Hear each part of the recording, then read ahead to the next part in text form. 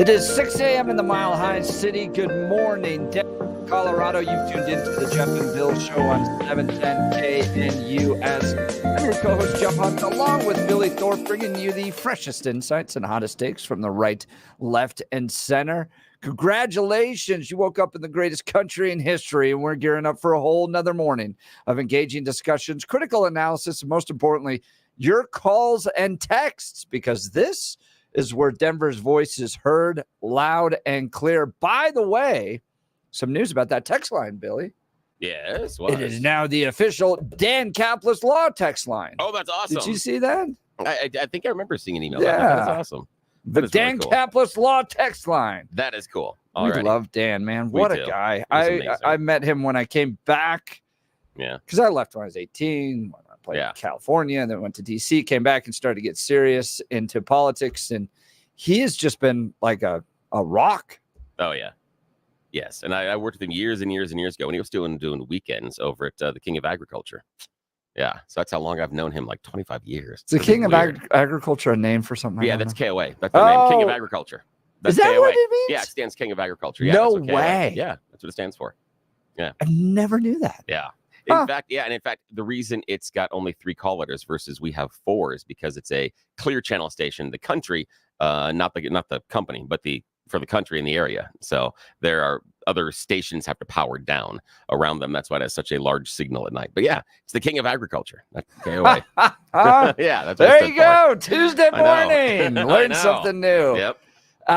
So the Dan Kaplis call line, 720-819-5115, 720-819-5115. Disclaimer, we will not be providing legal advice for your accident. Well, not through the Dan Kaplis Law text line. We can provide it, but it's not going to be good.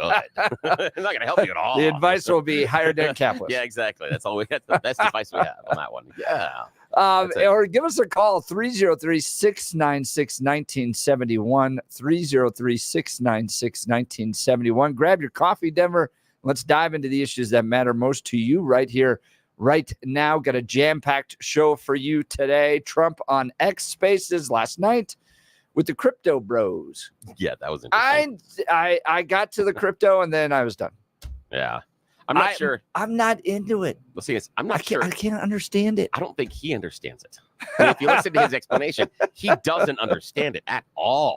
He just is like, Barron tells me it's a good thing, and he's doing lots of stuff and has like 4 wallets. So it good. Crypto good. Buy crypto. Yeah. I need to hear from the crypto bros. I know there's some out there. They always text in or comment on our feeds here, but you got to help me understand the draw of it, because it seems complicated. It is complicated. Here's the easiest way to boil it down, in my opinion. It is a chain of code in the computer that you, I, other people have to agree has value. As long as we agree that chain of code has value, we then can trade as if it is money. It's not necessarily something that we've agreed has intrinsic value like gold and diamonds. Regardless of what trades at, we still use those as having some intrinsic value. We agree that these small pieces of paper that are green that I have in my wallet, here, little tiny things. I was going to say the dollar is not backed up by gold or silver. So we just agree that mode is going to be a mode of exchange because it is universal. So in order for crypto to become large enough, you have to get a large enough segment of the economy or of the population to agree, I will exchange this bit of computer code with you, and it's worth some money. That's it. It's the same idea as the NFTs. The NFTs only have value. That crashed, didn't it? Nobody buys that anymore. Nobody does. But if somebody believes 5 minutes, and then people were like, I can just copy paste and they were there only because there was a market that someone else found it to be valuable. That's it. Just like if you started a restaurant, you started any sort of a small business, you start a bakery, you start a delivery service to provide something of value. If nobody figures you have value, your business fails. If you decide, you know what I need to make? I'm going to specialize in donuts that taste like vegetables. You can't find a market for it. No one cares. So that's kind of the idea behind it. As long as there is an agreement that there is value there in the code, then it's worth something. As soon as the other person doesn't think there's any value in the code, it's worthless. So the phone numbers are starting to come in. I'd love to have this conversation, and I appreciate that Trump did this Spaces. It wasn't nearly as interesting as the X Spaces with Elon Musk, but it was interesting to hear what happened to the president during the latest assassination attempt. But then when they started to get into crypto world, I went to bed. Yeah. I couldn't stick around either. Like, no, I can't do that one. I can't. I don't get it. Yeah. Help me understand it. So feel free to give us a call, 303-696-1971. We're also going to hear from some NBC News correspondents. We're going to talk to Rory O'Neill about teens losing faith in college. Are they looking at the trades now? A lot of teens are apparently losing faith in college, giving rise to interest in the skilled trades. What's behind the so-called tool belt generation? That's going to be interesting. I love that name. Yeah, it is. Man. It's a nice way to look at it, and I have some real life experiences of that with my kids' friends, as far as them making the choices to not go to college. Right, and it was the right choice for those kids, and they've done well outside of it in the trades. So, but there's some consequences. You're going to hit 65, and if your hands are hurting, absolutely, what you going to do? Yeah, exactly. So we'll cover that with Rory O'Neill in the 7 o'clock hour. In the 8 o'clock hour, NBC reporting that we may never, ever see low mortgage rates like we saw in the 2010s again. Yeah, we may not. And if that's the case, are you just going to lock down and hold on to that house or that mortgage? Yeah. And the other part is, what does that say again for new home buyers? It creates another hurdle over the top, because a lot of those low interest rates will help people get into homes right now. And in fact, we talked about the idea of new homes and other things and new builds. And Gay Ribble was in the studio just last week and talked about how with some new builds, because the builder controls, or at least has some influence on the lender, they're offering lower interest rates on a new build than on a used build. And in fact, that came up with my family this weekend. Shopping around, going to need another car sometime in the next few months. So I'm just starting the perusing and I'm looking. And I discovered, and I had an interesting idea. I went out and I researched the worst selling new cars in America. And just out of curiosity, because if they have low value on the new car market and new cars are offering the same incentives, like 2.9% financing, which is way below anything else you can get on a used car rate, that's not a bad deal, as long as you understand you're buying one of the least popular cars in America. And you're not going to be able to sell it. Yeah, and there's one that I looked at, and it is the worst selling new car in America, and it would fit everything that my family needs. No, we won't be able to resell it necessarily. However, when the dealership is giving between $7,000 to $9,000 off MSRP plus 2.9% financing because they need to get these stupid, lead weights off their lot, you might have something there. You might have something there. If again, knowing that no one's going to want to buy it in the secondary market, but if we're just going to drive it until the wheels fall off, okay, I might do that. I may go out there and buy the worst selling car in America. But there's a caveat. If I do this, I need to find the most ugly and offensive color possible. I mean, if we're going to go bad, we're going all in. I'm going to make sure I have a car that's going to be so impossible to sell just because. Just if I'm going to do this, I'm going all in. I'm going all in, my friend.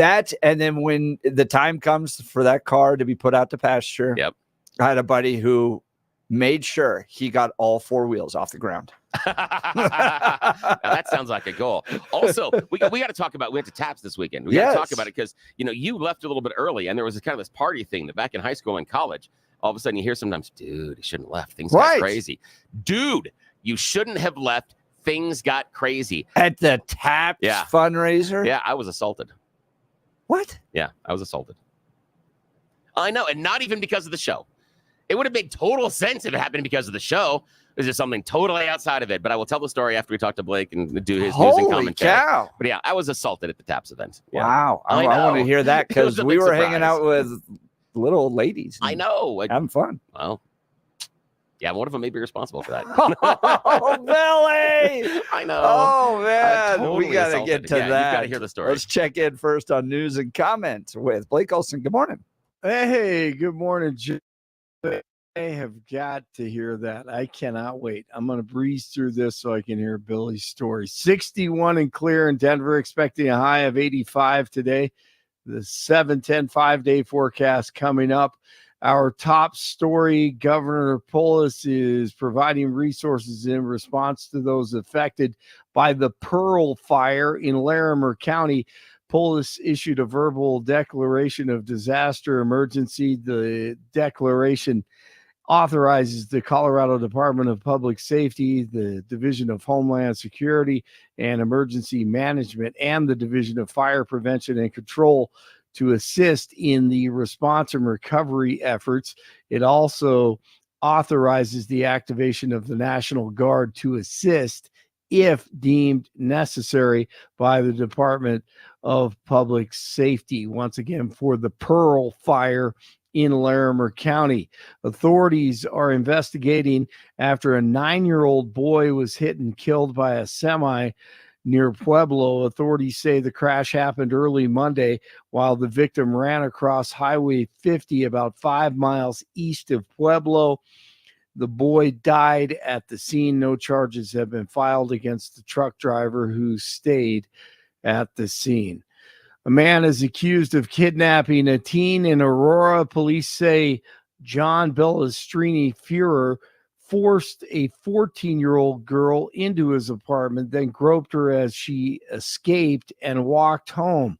The incident happened Sunday morning at an apartment complex on Potomac Street, just south of 6th Avenue. Führer was arrested on charges of enticement of a child, sexual assault, and child on a child, and kidnapping also.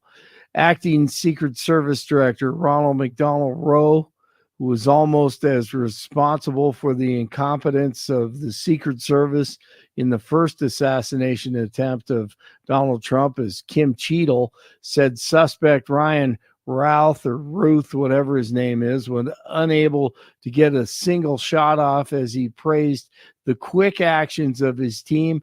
The FBI confirmed they are investigating Sunday's event as an assassination attempt. This was basically another failure. So many questions every second of every day. Trump is in danger. Acting Director Ronald Rowe has spoken, and we'll hear from him next hour. She's back. The late, great journalist, Harry Evans, one time said that, journalists should, really try to achieve objectivity. And by that, he said, I mean, they should cover the object. Well, the object in this case is Donald Trump, his demagoguery, his danger to our country and the world, and stick with it. They were merciless about what they saw as President Biden's, problems in the debate and calling for him to withdraw. I believe Donald Trump has disqualified himself over and over and over again to be a presidential candidate, let alone a president. Satan walking. She is lecturing to the media that carries their water every day. Unbelievable. That's Hillary, by the way, if you forgot. Hi, Larry. Hi, Larry. When I hear anyone named Hillary, I'm like, hi, Larry. She is a Larry. Time is running out. No offense to Larry's out there. I love Larry's. Time is running out if you want to vote in this year's election and aren't registered. Today is National Voter Registration Day, a big push to expand the voter rolls. The goal is to help people sign up or get back on the voter list if they missed a deadline or forgot to update their registration after moving. Hey, if you love liberty, vote early. Vote as early as possible. RFK Jr. says the latest investigation into his dealings with wildlife is a part of the weaponization of our government. I believe that. Kennedy was at an Arizona campaign event on Saturday with former President Trump, where he told the crowd that he's being looked at for collecting a whale specimen 20 years ago. His daughter told Town & Country magazine in 2012 that her father cut a whale's head off after it washed up onto the shore in Massachusetts. Apparently, the National Marine Fisheries Institute sent a letter to NOAA, NOAA, urging an investigation. News is brought to you by Lair Fireplace and Patio, Denver's premier source for everything fireplace, patio, and grills, locally owned and operated since 1954, online at lairfireplacepatio.com. 59 in North Glen, 58 in Lone Tree, 61 in Denver. Jeff and Bill continue Tuesday morning. Blake Olson, News Talk 710 KNUS. Your 710 5-day forecast. A little morning sunshine, then increasing clouds, breezy west winds, and scattered afternoon showers and thunderstorms. Could see some gusty winds.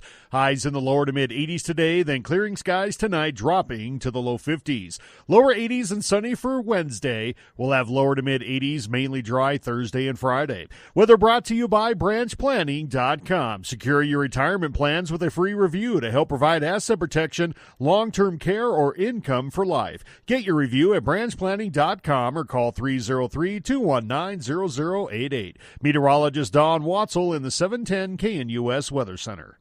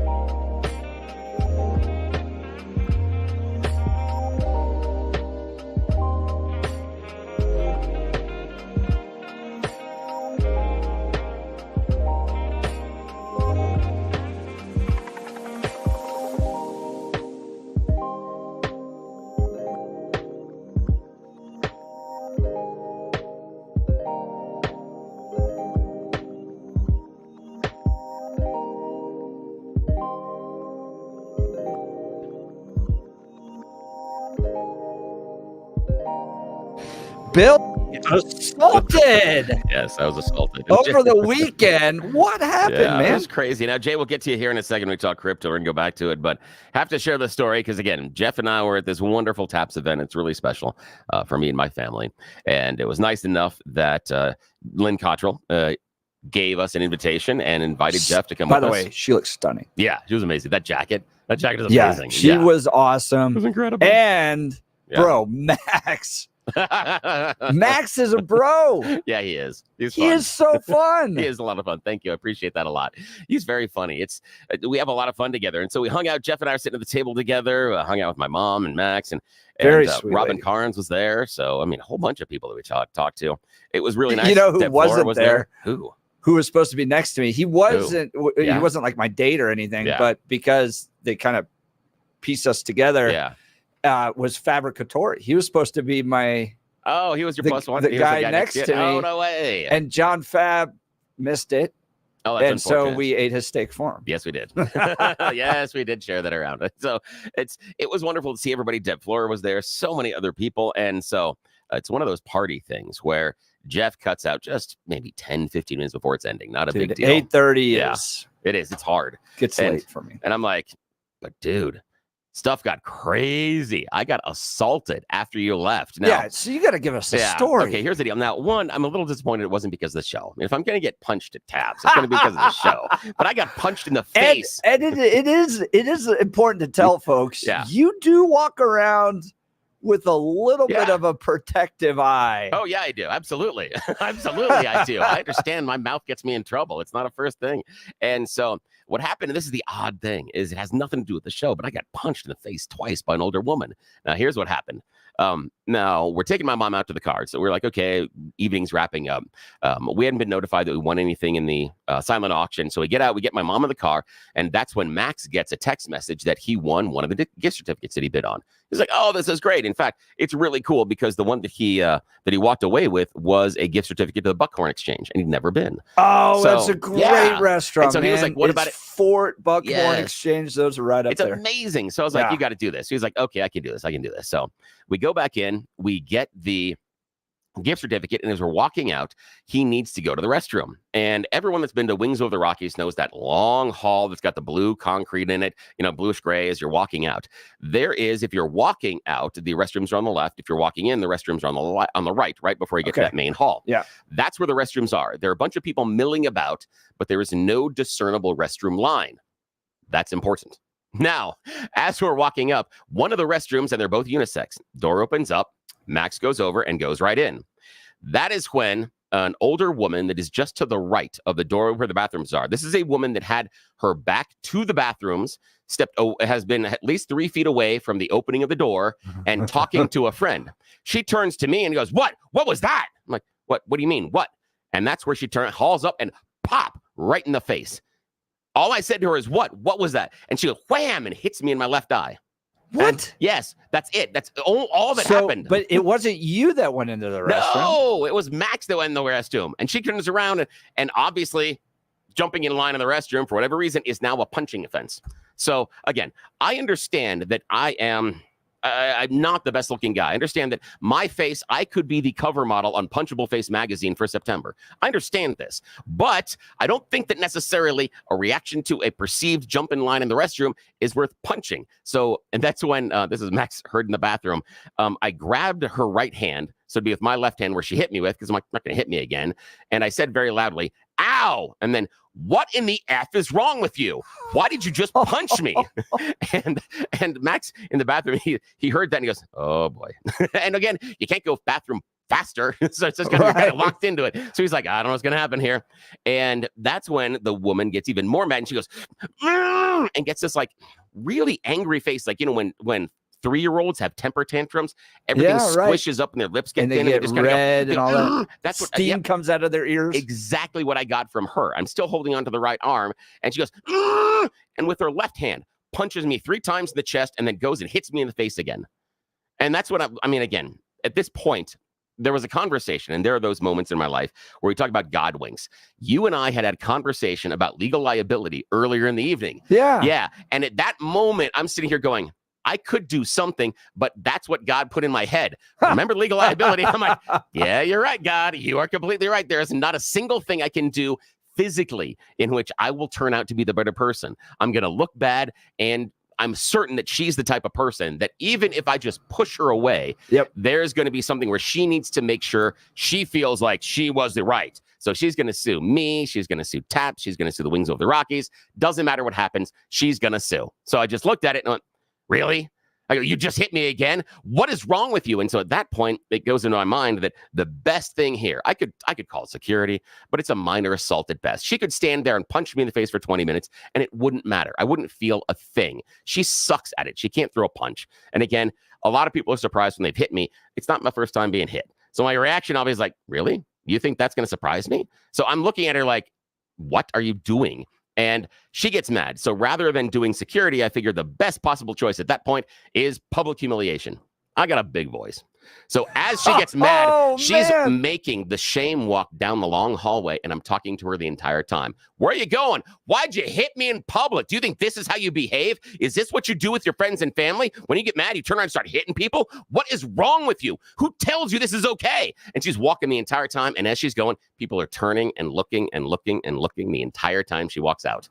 And as soon as she gets out the door, there's a dude behind me. I found out he's about 36 years old. A couple other people next to me. Dude behind me goes, "Dude, that was nuts. She just hit you. What the hell?" And the guy next to him was like, "Yeah, you said like what?" And then she popped you in the face. He's like, "What is wrong with her?" And I'm like, "I don't know." 3 or 4 other people around me are like, "You okay? Everything?" I'm like, "Yeah," but I'm like, "I can't believe you didn't do anything." I'm like, I was just surprised that was her choice. I have no idea. So then we walk out, and by that time, Max comes out. He's like, "What happened?" I explained it to him, and we're walking out of TAPS, and all the people around us like, "That was weird. Do you see that? Yes. You see the woman hit that guy? Yeah, right over there. Hit that guy. What's wrong with her? I don't know. I have no idea."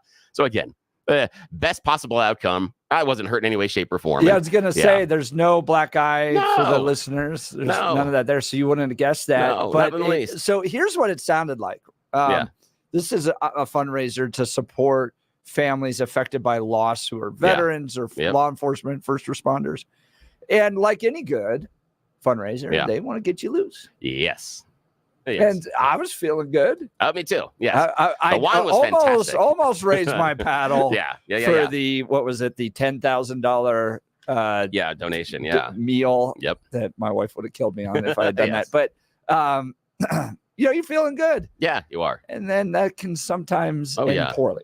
I am certain this was a alcohol-induced anger moment. And so, again, I wasn't going to, again, she could have hit me in the face for 20 minutes and it wouldn't have hurt. I'm just like, and I think that's part of why she got so mad is because on that first punch, she was expecting me to go, and have some sort of reaction.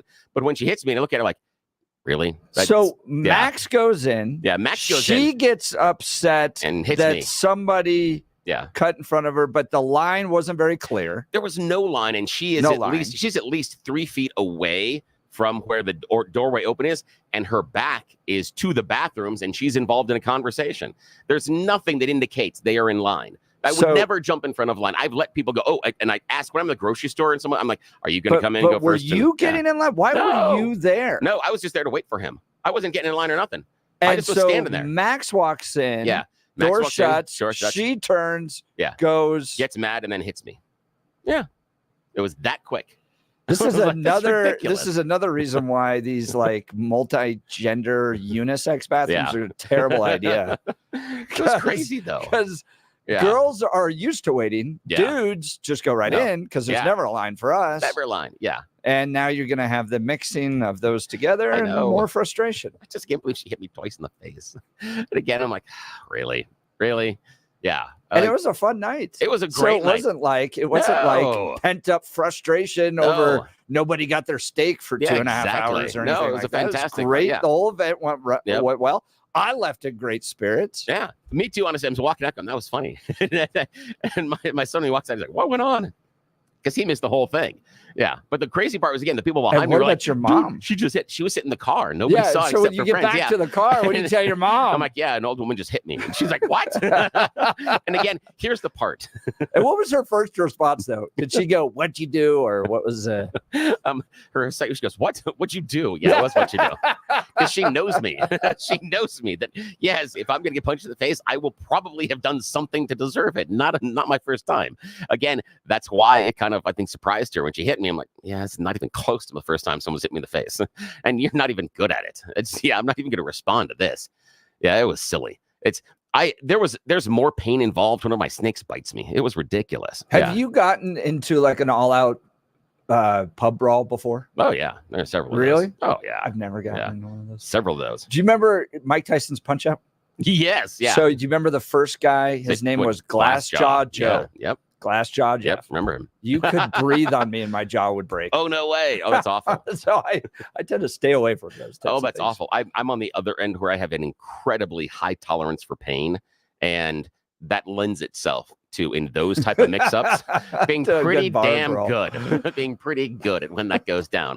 If you want me, I'm never going to start them, but I guarantee you I will end it. And I have numerous times. I got no problem with that. Good bar brawl is good for society. Oh, yeah, I'm your wingman, and I will take care of it. I will be the enforcer. Iggy texts in, happens to me all the time. I have a face everyone wants to punch. Iggy, you're the best. We love you. Oh, that's fantastic. Morning, Bill. Never strike anyone that is old, frail, or weak when verbal abuse will suffice. Exactly. PJ O'Rourke. Yes, exactly. I did. I went totally into the public shaming. The most effective thing right now is to make her feel bad about it and to call attention to it. That was the most effective thing I could do. And I didn't want to have to do security and have to fill out paperwork. That sucks. There's no way. This isn't worth it. No, not at all. Yeah. That is stuff that is stuck in my head. Somebody once said, like road rage or a bar brawl or something like that. You are going to be tied to that person for the rest of your life. It'll either be some type of legal issue you got to deal with or a possible lawsuit. And so you just ask yourself, like, is this somebody I really want to have a connection with for the rest of my life? Yeah. Or can I just ignore them and 15 minutes from now, I won't even remember what just happened? Yeah. It's like, do I need to see this person in court? No. Right. No. Exactly. Yeah. No. No. Wow. It was so much fun, though. It was a great Glad night. you're okay. I got I'm punched. glad there's no lawsuits. Yeah, I'm no. glad that the little old lady moved on. And the only thing I'm disappointed is, and it wasn't because of the show. It's so much of a better story rather than cutting in line at the restroom. That sucks. It's Bill, a stupid reason to get punched. People, when they come up to you, I've seen it in public now multiple times. Yeah. They may disagree with you, but they like you. Yeah, they do, which is nice. It's kind of nice. It prevents the punching most of the time. Most of the time, not all the time. Well, we've got a lot to get to.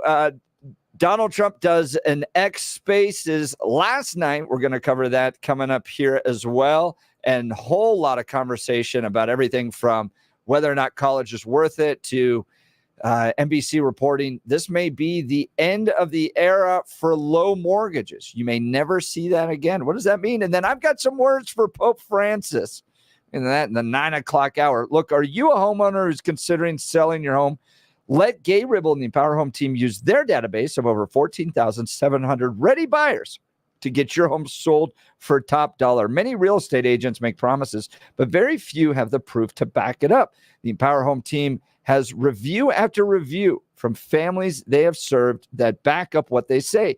They net their sellers 6.1% more money on average, netting their sellers $30,500 more in their pocket. No matter who wins the election, no matter what kind of market we are in, the Empower Home team brings both the experience and track record to help you navigate your home sale and get you that top dollar. If your home doesn't sell, Gay Ribble will buy it. That's her guarantee to you. Reach out to my friends and realtors.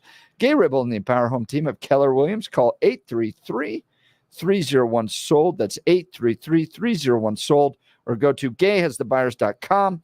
GAYE hasthebuyers.com. Jay, you'll be up next. Phone lines are open. 303-696-1971. You're listening to the Jeff and Bill Show. News Talk 710 KNU.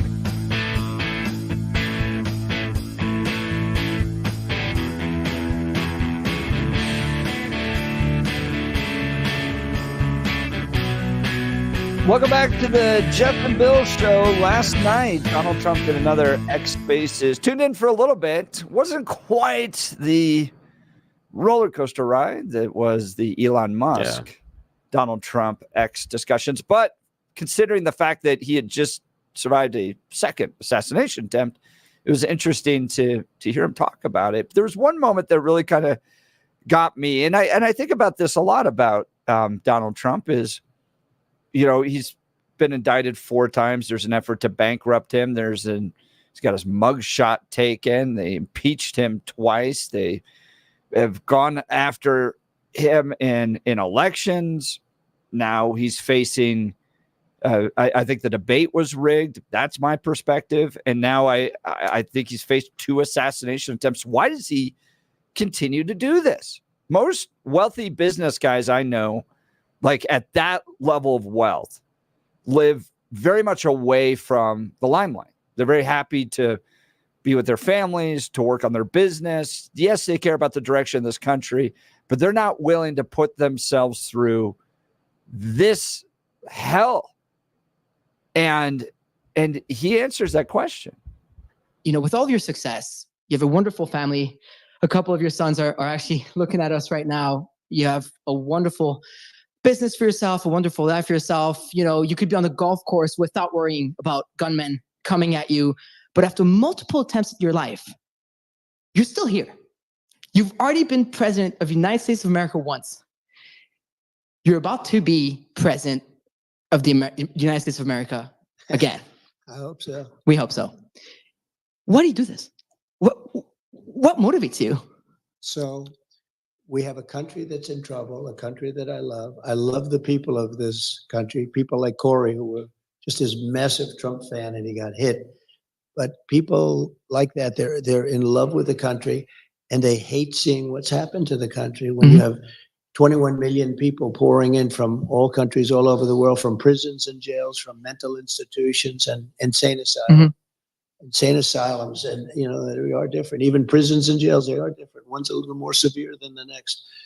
They're coming in as terrorists, and they're coming into our country at levels that nobody's ever seen, and they're taking over our towns, and they're taking over small cities and big cities. I mean, look at New York, look at Chicago, look at LA. Tens of thousands of these people, and they're rough people in many cases. I mean, they are rough, tough people. Venezuela gangs. If you look at Aurora in Colorado, you have a governor that doesn't know what he's doing. He's petrified to be there. He doesn't know what to say. I mean, they're literally taking over real estate. They're becoming real estate developers in a much different way, right? They're taking over buildings. Everyone's afraid of them. And they have a big AK, talking about AK-47s. That's what they have. They carry massive guns. You say, where would they get this kind of power? And they're vicious people. They're gang members from Venezuela, largely, and known as being one of the roughest gangs anywhere in the world. You have MS-13, which is a bad gang, and you have these guys. And we're going to clean them out. We're going to get them out. But the bottom line, just answer it quickly. I love the country. We're going to make America great again, and we'll be able to do it. We did it once, and we'll do it again, and much easier this time. The border is in much worse shape than it's ever been. This is the worst border there's ever been in any country. They have not done the job that they have to do. I mean, you have Kamala, she was the border czar. I call her the comrade because she's a Marxist. She wants to tax everybody. So talks about Aurora, talks about a governor that doesn't know what he's doing, and that the Venezuelans are essentially becoming real estate developers. Which is a weird statement. How are they possibly becoming real estate developers? It's a weird one. Take it over. I know, but they don't get to buy or sell, nor they're not doing business improvements. They're not selling, apartment leases. It's a silly comment, just like his comment about the worst border ever in the history of the world. Yeah, no. But okay. Yeah. And there was a lot of self-aggrandizement there. And he talked about it, he's like, oh, and these people, they love America, except for the dirty communist Democrats that are Marxists and trying to tear the country down. It's really weird that he's like, the people in America love America, except for the people I dislike. Those people hate America. It's a typical I appreciate thing. the It's the same insight thing. because I do think he's altruistic in his motivation for running Altruistic? again. No, Yes. not in the least. I think he This is really loves completely- this country. No, this is completely narcissistic. This No is completely way. self-centered. You Yes. wouldn't go through all of this. Yes, you would. You know For why? narcissism? Yes. You know No, why? I One, disagree. he cannot stand the fact that he lost. Two, all the court stuff goes bye-bye if he's in the presidency. That's why this I don't works. think that court stuff begins No. if he hadn't announced that he was running again. But his one golden shield is the office of the presidency. He can make sure that the federal investigations go away and they can't put a sitting president in jail. Bill, So that's the his get entire out of time jail he free was in card. president, the entire time he was in his first term, all they did was try to impeach him. It's like inviting more Democrats to pursue you and seek to hang on a sec. impeach you the I- entire time. I disagree that all they tried to do is impeach him. That's Plus, all they hang on. did. And Plus, disrupt wait, hang on. his Plus, administration. plus, impeachment is a political process, not a criminal process. The office of the presidency insulates him from any criminal proceedings. That's a directive from the Department of Justice and the Office of Legal Counsel. He is insulated from, and also from the Supreme Court. He's insulated from criminal proceedings. And so that's why he wants to be back there.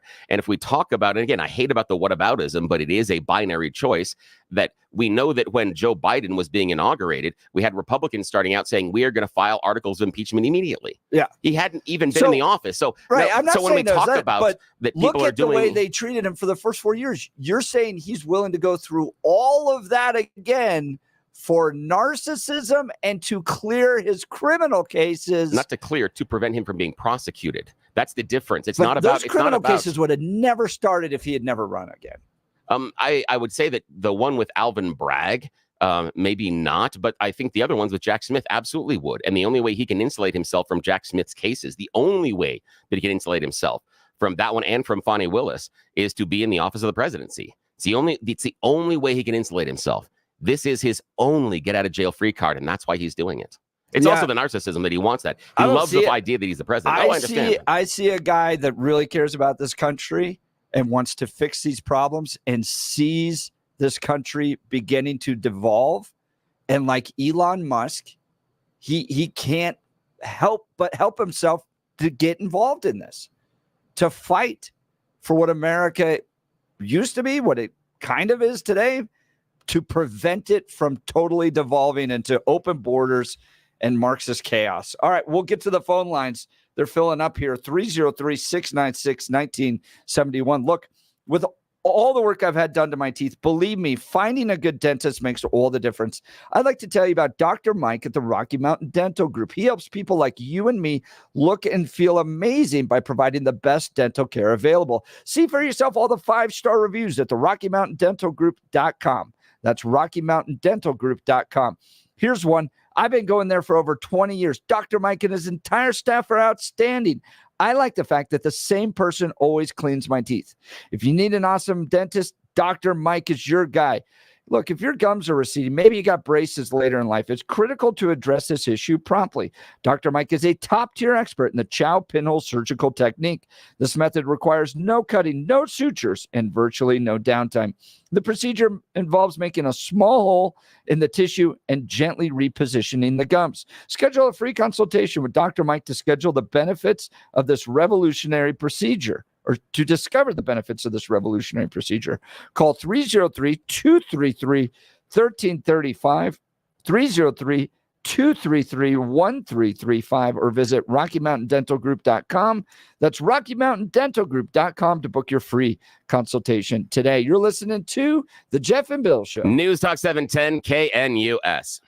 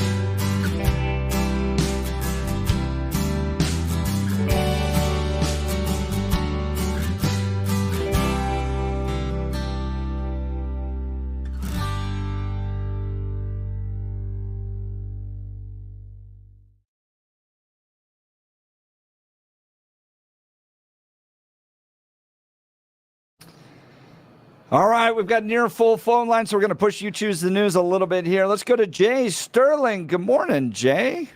Hey, morning. Well, good morning. I had a quick question, but the subject has changed quite a bit. But I got a vehicle that he ought to check. Couple of vehicles you ought to check into. Yeah.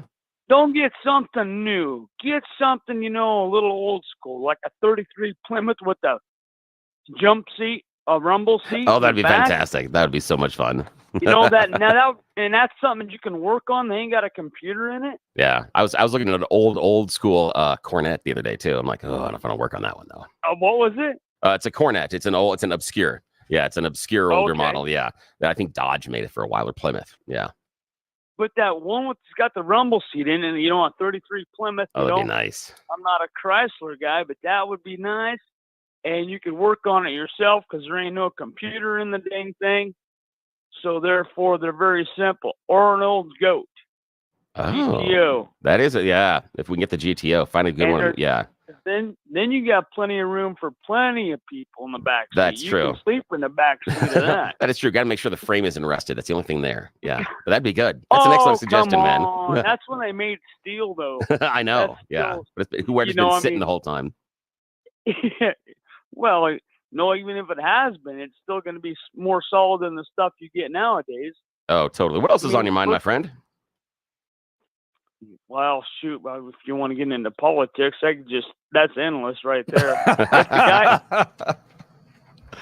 But no, if the guy didn't care, that last clip you guys played, I don't remember who said it, but the guy could have walked away and just enjoyed a normal life. Yep. But dang it, I voted for him, and I want him because he actually physically, I've never shook the man's hand, but you can tell that he has the drive to actually, he cares about this country. He cares about it. He's not doing it for any other reason. Well, Do Jay, you guys agree with that? I saw. Yeah, I don't, but that's okay. Yeah, Billy disagrees. Yeah. But Jay, I saw J.D. Vance making the statements yesterday that he got the call from the president who said he was a little upset he got pulled off the golf course because he wanted to make his birdie putt. And J.D. Vance brought up a great point. Isn't that the type of personality you want as president? Yeah, there was an assassination. Like if I found out there were people trying to kill me out there, I'd probably need to sit down and think about it for a while. He just keeps on moving. He just prowls right ahead. I love it. Jay, appreciate the call. Thanks so much. Let's get to Jennifer, Denver. You're on the Jeff and Bill Show, News Talk 710 KNUS. Good morning. Hey guys, it's been a half a beat since I called into the show. Yes. So I agree with both of you. And here's the thing, Bill, you're 100% right. The only reason, well, I wouldn't say the only reason, but he's running for a multitude of reasons. And one of them is his narcissism. Now, I don't doubt that he says he loves the country and probably has love for the country, but a narcissist never wants to fail. Now, the good news is narcissists follow and surround themselves with really good advisors because they don't want to fail. When they're leading, they don't want to fail. So they're going to get the best advisors to consult with them. So, I don't believe this altruistic, pure thing that he loves the country. I think there are many reasons why he's running. Love for the country may be one of them. I don't know if it's his main driver. Now, Jennifer, do you think Kamala Harris is narcissistic? Absolutely. I almost wonder if there's a part of that brain that has to turn off. Like, did you ever watch the Alex Hornold Climb the Mountain? Yeah. And they scanned his brain, the guy that climbs mountains without ropes, and they're like, that fear aspect of his brain just doesn't turn on. Yeah. I'm almost wondering, to get to that level of politics, that kind of self-doubt that I think most Americans have just doesn't turn on in their brain. Oh, yeah, I would agree. I agree with you. And I think any politician that you deal with, and there are good people out there running for office, I don't mean to generalize, but there has to be some level of narcissism. Sometimes people refer to it as a healthy narcissism. And then there's when it reaches the levels where it's not healthy. But yeah, I agree with Bill on that. And speaking of which, Bill, I defend you 100%. about your little incident. I have met you in person. We have talked over the years. Oh, thank you. You're nothing but a gentleman. And I that is so also nice. believe that there's a high level of anger in people these days, and you never know when you're going to encounter it. Yeah, like at the restroom line. Yeah. We just get randomly hit in the face by an older woman. It wasn't like she's dancing around desperately trying to get into And she wasn't doing the potty dance. She was turned away from there. Jennifer, thank you. It was so nice to hear from you again. Call. Have a great day. Jennifer's line will be Oh, open. that was cool. Continue the conversation, 303-696-1971, or text us on the Dan Caplis text line, 720-819-5115. You're listening to the Jeff and Bill Show. News Talk 710 KNUS.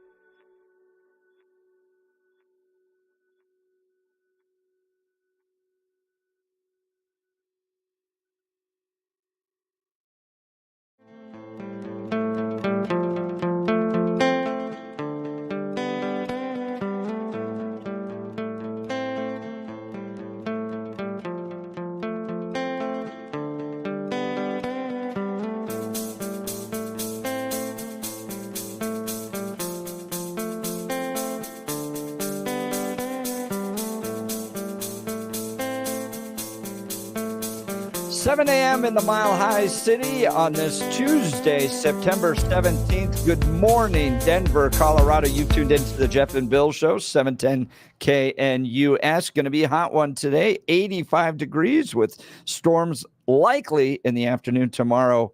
Mostly sunny, 83, and then continues the 80s until the weekend. Showers and cool, 72.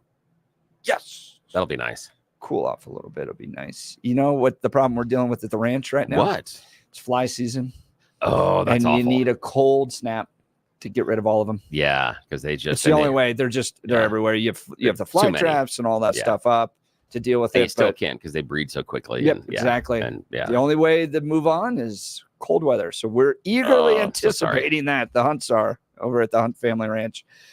You tuned into the Jeff and Bill Show. I'm your co-host, Jeff Hunt, along with Bill Thorpe, bringing you the freshest insights and hottest takes from the right, left, and center. It's a beautiful day in the greatest country in history, and we're gearing up for a whole nother morning of engaging discussions, critical analysis, and most importantly, your calls and texts, because this is where Denver's voice is heard loud and clear. Want to send us a text? We have a new number for you to use. Send your message to the Dan Caplis text line, 720-819-5115. That's 720-819-5115. The law offices of Dan Caplis text line. Your text message, when you send it to us, will be delivered directly to the studio. Message and data rates apply. Give us a call at 303-696-1971. Coming up after news and commentary with Blake Olson, Rory O'Neill, national correspondent for NBC News Radio and iHeart Radio, is going to talk to us about new studies looking at the trades. Teens are losing their faith in college. A lot of teens are apparently losing faith in college, giving the rise to interest in the skilled trades. What's behind the so-called, quote, tool belt generation? You think most of your kids are going to end up in college there, Billy? Yeah, I think so. I know that the Max is not, but the other three, yeah, they are. And what's the reasoning for that, as opposed to sending them into the trades? And just based on what they want to do, they're just not interested in necessarily the trades per se. So that was one of the things we talked about with Max, but he has gone a different direction and is now working with the school system. So, but it was a possibility. And a good friend of his that lives across the street, kid by the name of Cole, school was not his thing. I mean, he couldn't sit still in class. He couldn't. And the idea of continuing education just didn't appeal to him. So he went and got an apprenticeship at an HVAC company and is now doing very well and knows his stuff, works really hard, makes great money, and is very happy with what he's doing because that fulfills and scratches the itch for what he's doing. And a guy behind us that lives behind us, Sean, wonderful family. He and his wife, well, that's just fantastic. And they have two really, really wonderful kids. And their youngest son, who just graduated last year, is studying to become an electrician. So he's already doing that as far as school. So yeah, so those are good, strong trades. Because again, he was kind of deciding military or not, and he again walked away and said, "No, I don't feel like I wanted to do the military. Dad's a Marine," but he didn't feel like he wanted to, and so instead he's going to study to become an electrician, and is doing that right now. So it's really cool. I think we went through about 25 years of every kid needs to go to college. We're going to make it affordable. We're going to now forgive all that debt that the kids have. But no, college was always designed for a particular skill set of people that wanted to go into particular fields. I will tell you, though, my wife and I are both products of Christian liberal arts schools. So when you go to college, you're going to take Christian Doctrine 1, you're going to take Christian Doctrine 2, you're going to take World History, Bible 1, Bible 2. You're going to spend time learning that in addition to all the liberal arts stuff. And a liberal arts education means you're going to study English, history, sciences, mathematics, all that stuff. Because the belief being a well-rounded intellectual person. Yeah, that's the idea. I'm still in that camp. I'm not excited about sending my kids off to a secular university. Yeah. I want them to spend 4 years doing a deep dive on theology, biblical history, the Bible itself, and then integrating that into whatever skill set they're going to go into. So if they're going to go into medicine, I want that faith component integrated into medicine. If they're going to go into mathematics or business, I want faith and the teachings of the Bible integrated into every aspect of their lives. Now, our kids are going to be 18 years old. They're adults. They can go wherever they want. But that's where we're leaning. I still think there's tremendous value in a Christian liberal arts education, so long as it's conservative, because there's a That's a whole nother show about how Christian colleges are going woke these days, but I won't have to get into that right now. But give us a call. We're going to get into this with Rory O'Neill here. Is it good that the kids are looking at trades these days? And maybe the tool belt generation. I think that's great. The other consequence of that, though, is if you're learning your hands and working with your hands, as opposed to just purely kind of like an intellectual job, your body's going to catch up to you. Yeah, it does. 60, 65 years old, can't be crawling down doing all the plumbing stuff. So then do you need to move into like business management as you get older? And will you have the skill set to do that if you just develop the trades? Yeah, it's a good point. So give us a call, 303-696-1971, or text us at the Dan Kaplis text line. By the way, Suzanne found us. Oh, welcome back, Suzanne. Yay. 720-819-5115, 720-819-5115. Let's check in on news and commentary with Blake Olson. Good morning, Blake. Hey, good morning, Jeff and Billy. 60 and sunny in Denver. Expecting a high of 85 today. The 710 5-day forecast coming up. Our top story, Governor Polis is declaring a disaster emergency for a new wildfire in the mountains. It started on a private property Monday in Larimer County and has burned more than 130 acres with no containment. Air tankers and helicopters were seen making water drops as evacuations began for Crystal Lakes and Lake Erie. The Forest Service will take over this morning with more resources on the way. The National Guard could also be activated to help with the response and recovery efforts if needed. The Colorado State Patrol is letting the public see video of the shooting of a trooper earlier this month in Westminster. The footage shows Corporal Ty Simcox sitting in his marked vehicle in the median of U.S. Highway 36 on September 7th when Victor Anthony D. Santiago drives up and begins shooting at his vehicle. Simcox was shot in the arm before he retrieved a patrol rifle from his truck and shoots and kills D. Santiago. The investigation continues.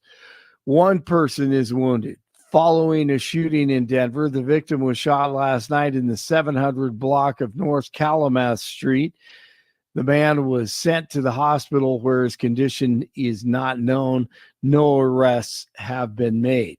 Life in Springfield, Ohio remains disrupted following more than 30 bomb threats to schools, hospitals, and other facilities.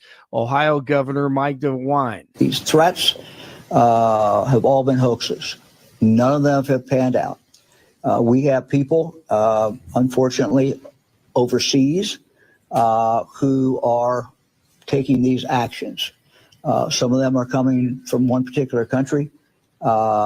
We think that this is, one more opportunity to mess with the United States, and they're continuing to do that. So we cannot let the bad guys win. Our schools must remain open. Yes, and the left and the media has enjoyed blaming it all on Trump and Vance, even though the lame brain media won't even talk about the biggest issue. Over 20,000 Haitians just dropped into a Midwestern town of 58,000 on the taxpayers' dime. Here's No Joy Reid. So Trump can casually announce that if he becomes president again, he will conduct a bloody mass deportation unlike anything anyone has ever seen before. And guess where Trump now says he's going to start the bloody mass deportations? Springfield, of course. Good idea. Today is National Voter Registration Day. A push is on to get voters registered for the November 6th election. It also serves as a reminder to update your voter registration if you missed a deadline or moved to a new address. Kamala Khan, speaking the other night at the Congressional Black Caucus, heard a lot of people talking about this, and I'll give you a little insight here. Here we go. And let me just say about Joe Biden. Okay, so she starts out saying hello, and in the background you hear ski-wee, ski-wee. Those are the AKAs. So we got a bunch of grown people.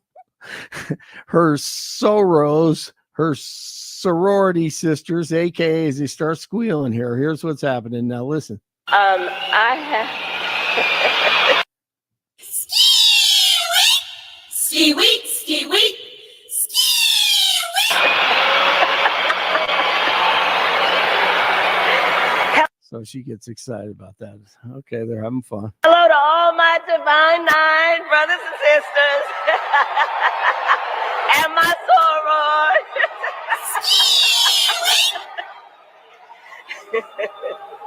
And to all my HBCU brothers and sisters. Ski weeks. So there's a lot here. Lindsay Davis is her sorority sister, and she was anything but a moderator fair in the middle of that debate. So something to think about that. Yes, Jeff. Yeah. Are they the type of sororities that do the dancing? Do you see that now on the step shows and step shows? All right. Yep, that's it. So the deltas and the AKAs and the, it's awesome. Step shows are awesome. But that was what was going on there. That's what kind of made me laugh, because I hear all these, AKAs in the background. And then she starts laughing and getting into it. And Lindsay Davis is an AKA. So here is her, sorority sister, the sisterhood there. How could she be objective in that debate? I have no idea. But David Smear, he's not an AKA. And he wasn't objective either. But we know what he's all about. So that's what happened there. Just to remember, she wants to be the commander in chief and the leader of the free world. So I thought that was pretty interesting. Let's see. It is 56 in Broomfield and 57 in Englewood and 60 in Denver. Jeff and Billy continue. My face, I could be the cover model on Punchable Face magazine for September.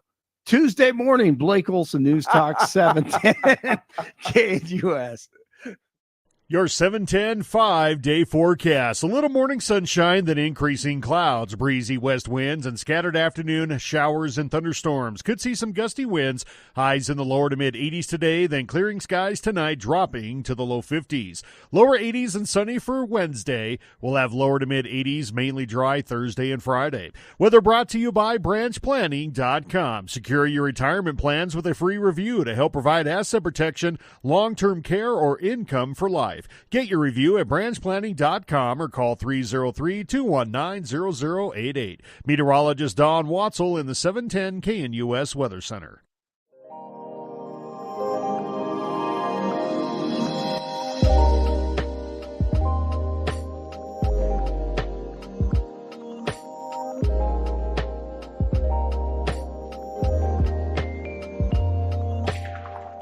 Welcome back to the Jeff and Bill Show. Coming up here just shortly, Rory O'Neill, national correspondent for NBC News Radio at iHeart Radio, is going to be joining us. Teens losing faith in college, looking at trades. A lot of teens are apparently losing faith in college, giving rise to interest in skilled trades. Great text message from Doug coming in here. Morning, guys. I've been an electrician since 1998. The trade has been great for me. Kept me working through COVID as an essential worker. While I can still do the work, it does wear on you. Nice things about my line of work is that it engages my mind continuously. I have voltage drop calcs, wiring sizing, breaker sizing, etc.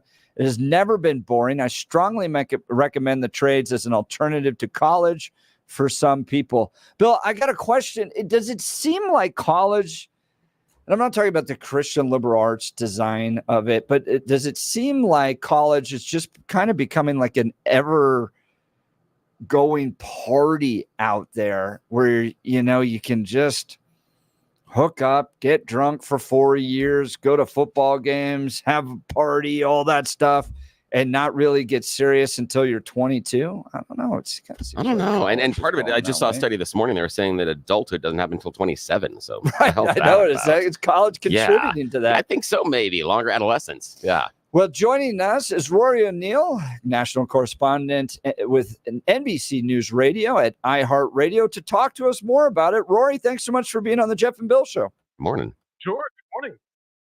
So what are you finding? What are you seeing out there about teens now becoming the tool belt generation?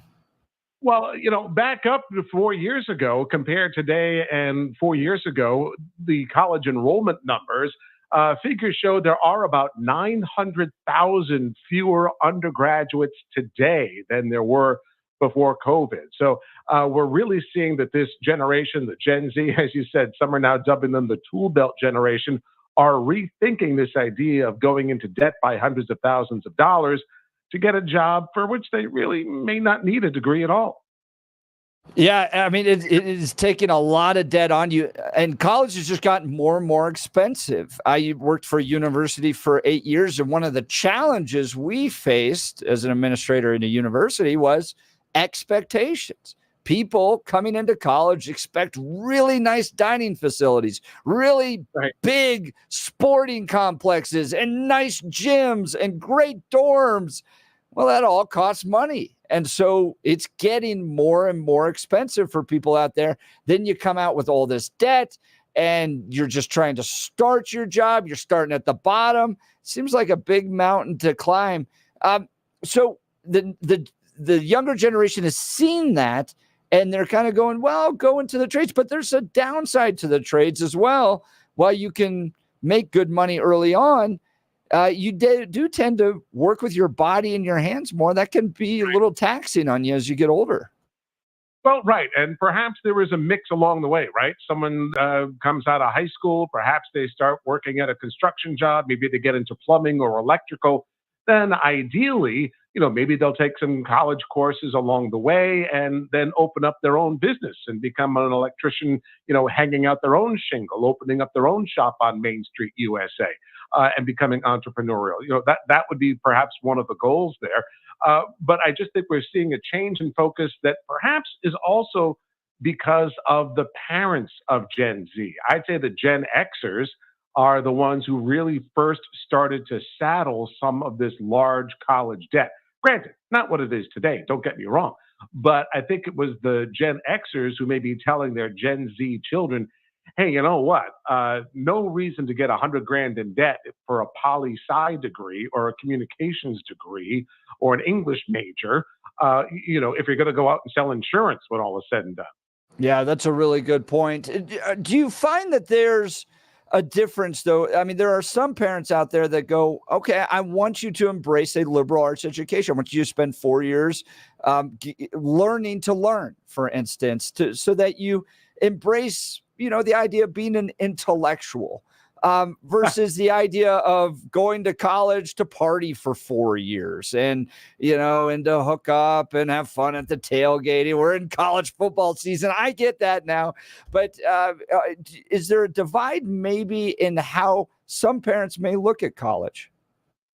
Well, I think I would put that in the overall experience, right? Maybe, those things you just listed, I think there's a little bit of each of those in the college experience, which I think is the best part of college, more so than the classroom learning, but mashing it up all together, being out on your own, making yourself responsible to get to class, to do the work you have to do, to be able to go out and party on Thursday nights. Thursday night, still the night for college parties, right? And then to be at tailgating on Saturday as well. So, I mean, I think that's the part of growing up when you're 18, 19 years old. And look, more Europeans are more likely to have theirs graduate high school and then take a gap year, right? That's something that's more ingrained in the culture, that they take that year off to maybe do a time to take a minute and figure out what they want to do rather than rush right into college.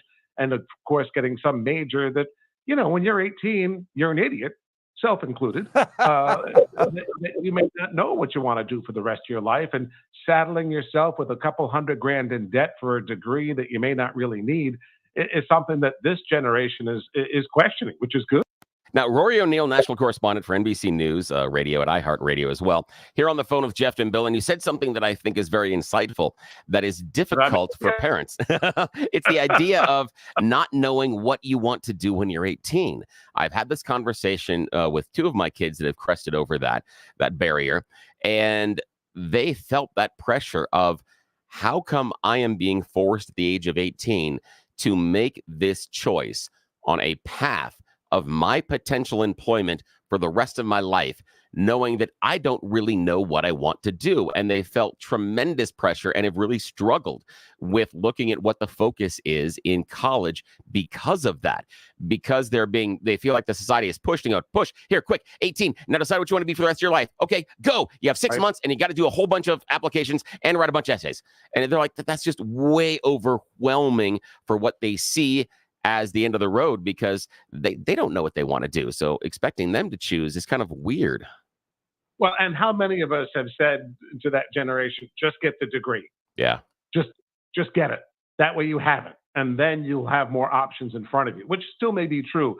But we're also seeing a change on the other end of the spectrum. And I mean the employer side of things. A lot more corporations are dropping that line from the Help Wanted ad that said college degree required, knowing full well it wasn't really required, and that you were going to learn in their systems and their techniques and how they do things internally anyway, and that you'd have to be educated, when you do go for that insurance company, or, maybe you need classes to get your real estate license or something like that. That doesn't necessarily require that big college degree. So, we are also seeing it on the other side, where employers are not issuing these mandates blindly saying you have to have a college degree, knowing full well that your corporate training is just as good a substitute in many cases. Yeah, I always felt that requirement of a college degree just was something for the employer to say, oh, they can commit themselves to something that is a goal for 4 years and achieve it. That's all it was. It was only a barometer on that. They could care less what you actually studied. You could have studied comparative linguistics or underwater basket weaving. They wouldn't have cared. And it's a screening tool, right, to cut out that number of applicants along the way.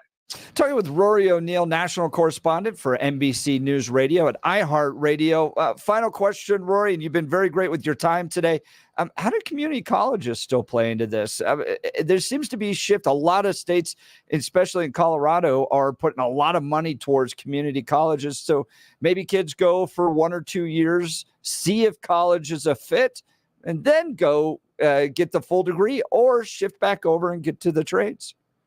Yeah, I'm here in Florida, and that's been a big part of the transition probably from the last decade, where they really are making the community colleges, now they call them state colleges, sort of the feeder system. So you go to Seminole State College, and then you move on to the University of Florida. So you'll do your first 2 years for your writing 101 and your history 101 and algebra 2 or whatever it is, get all that stuff out of the way, and then do 2 years, your junior and senior year, really focusing on what your major will be. So that, that means you're a bit older when you approach it. You can focus on more specific programs and one of the universities in the state that's more tailored to what you want to pursue. So I think that really is becoming much more the norm, because that state college route is a whole lot cheaper. Yeah, that's exactly right. Rory O'Neill. Now, I did a little bit of LinkedIn stalking. You can correct me if I'm wrong. University of Rhode Island? Yes, sir. Go Ram. Hey, nice. There you go. What was the mascot? The Ram. The Ram. They have Rams in Rhode Island, huh? Wow. Yep. Didn't know that. There you go. Rory O'Neill. Thank you so Thanks much. so much for being on the Jeff and Bill show this morning. Have a good Take day. care.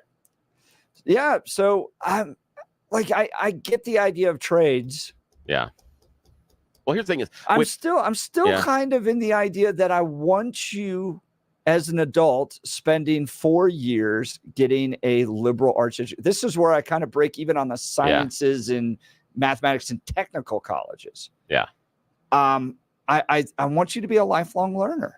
At least that's where I fall with my family. Yeah, I do too. And one of the things I talked to the kids that walked into, and again, Max has an associate's degree. He went with the community college thing just based on some issues that he has. But I talked to him about the first 2 years, knock out your gen ed, because you're trying to still figure it out.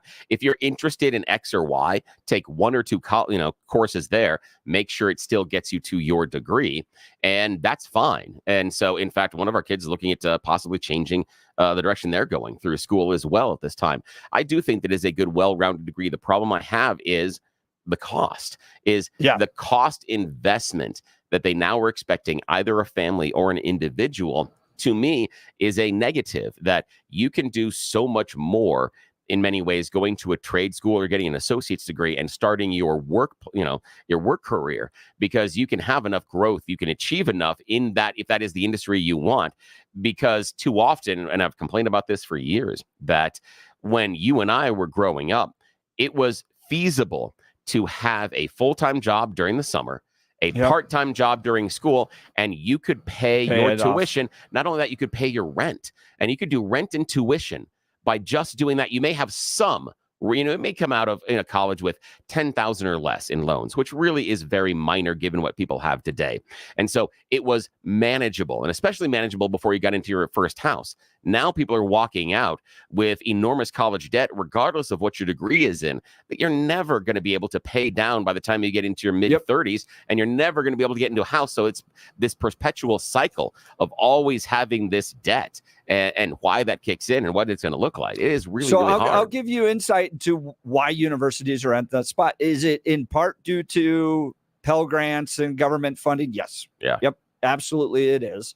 But as I mentioned before, people are expecting more and more from their university. They want to attend a Ritz-Carlton resort for 4 years. Yes. With the pool and the nice gym and the great food options. That's all very expensive.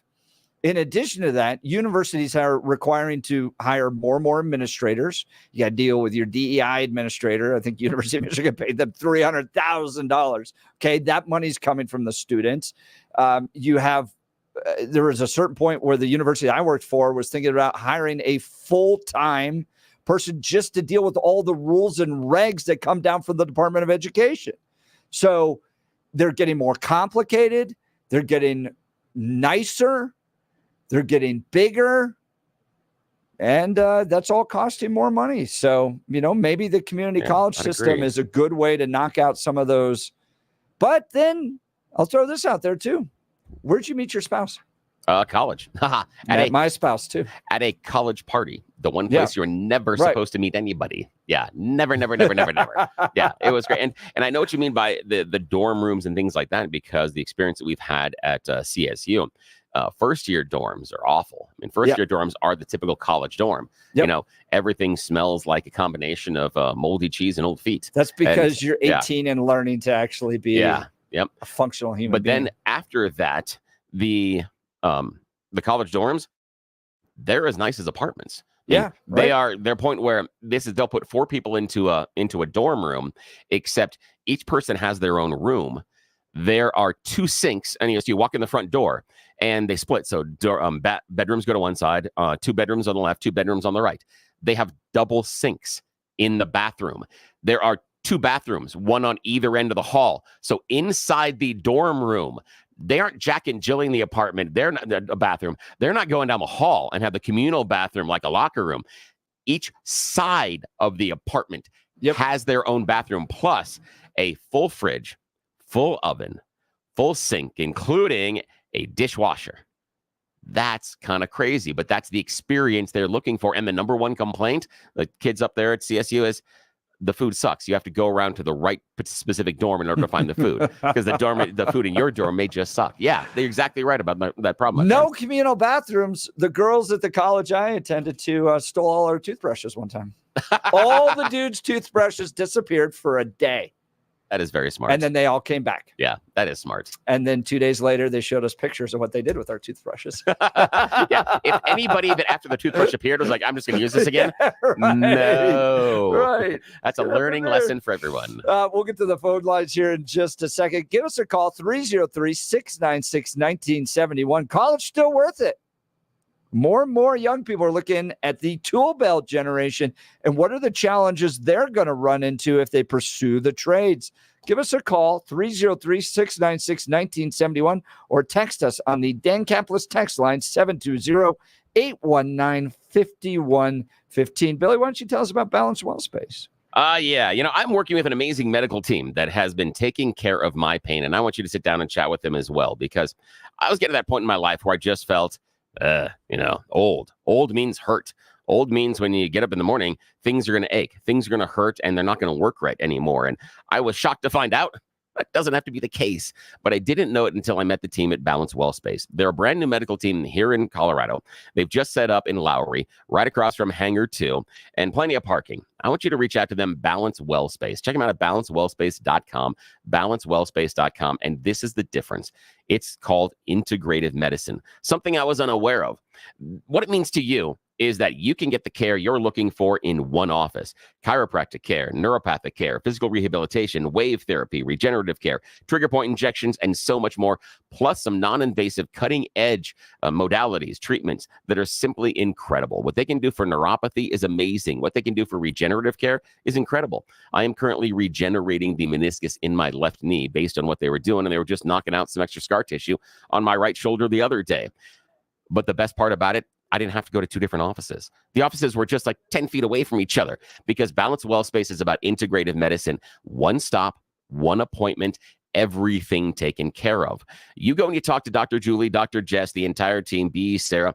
They'll do an evaluation just about you. They'll ask you the questions about what hurts and then also what you're not doing. What are the choices you're making in your life that you really would like to? What are the things you're constraining? Is it playing with the grandkids? Is it not going hiking anymore? Have you stopped going up and down the stairs in certain places? Are you worried about the stairs? I was worried about the stairs with my left knee giving me problems. So they took all the pictures and then they put together a custom pain treatment plan tailored to me.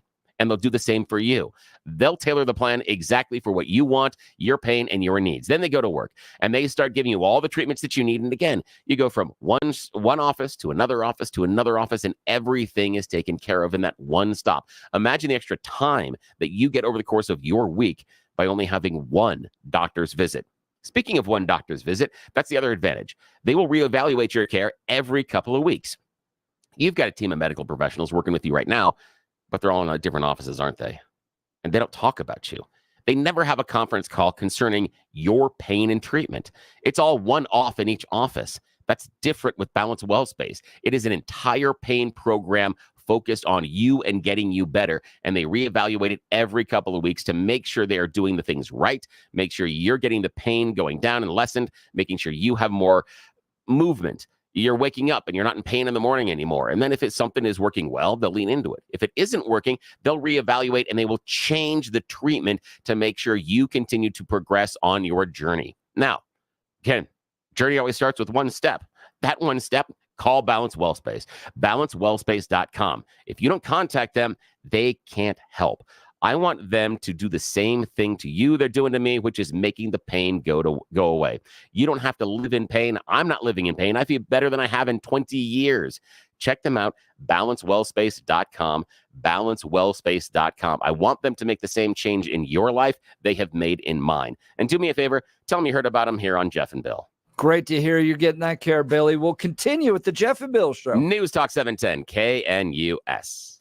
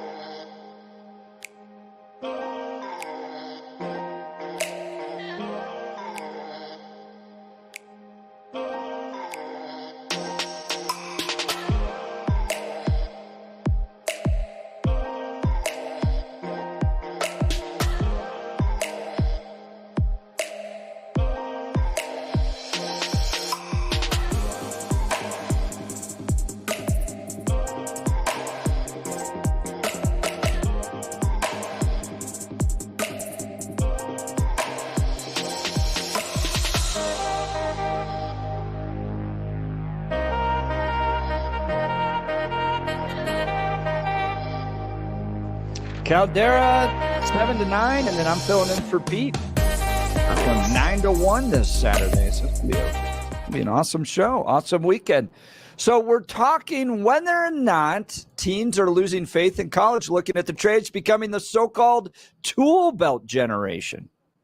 Is that a good thing? College overinflated, too many people going, too expensive. We need to address this. I'm still of the mindset that a Christian liberal arts education is a really good thing. What we're looking at for our kids, spend 4 years integrating Bible teaching, theology, church history, all that stuff with whatever career choice they want to go into. And it's a great place to meet a spouse. Yes, it is. Yes, it is. Yeah, it's where I met my wife. Yep, you and I both found our girls in college. Let's check in on the phone lines with Dwayne from Divide. How is it up there? Dwayne, you got your first frost yet?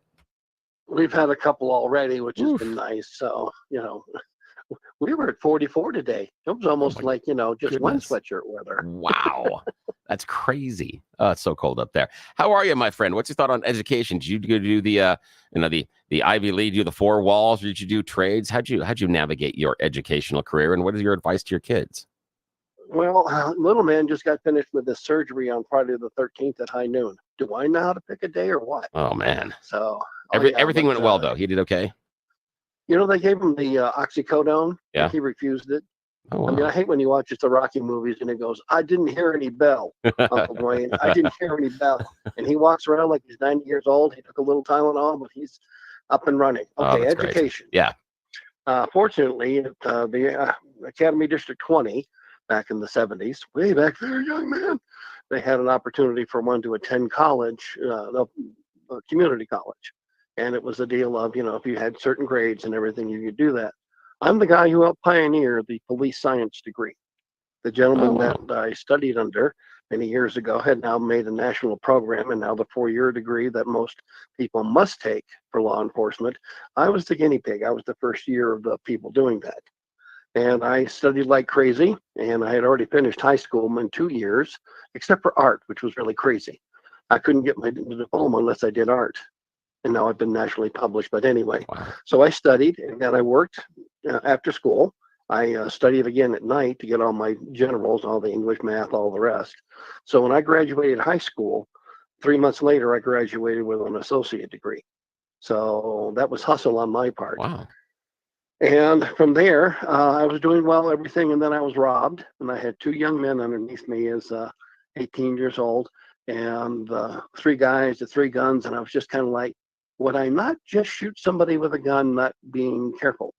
And I had to do a restructure of what I was going to do with my life. And I ended up going elsewhere, which required that I take my situation, get my bachelor's, and then I had to get my MBA so I could sit there and rise through the ranks, literally. Yeah. So it was studying with the Air Force College and everything else. And I did some of the things that were necessary, and then I've learned elsewhere. But the most important thing I learned was the poor man's university, which was the library.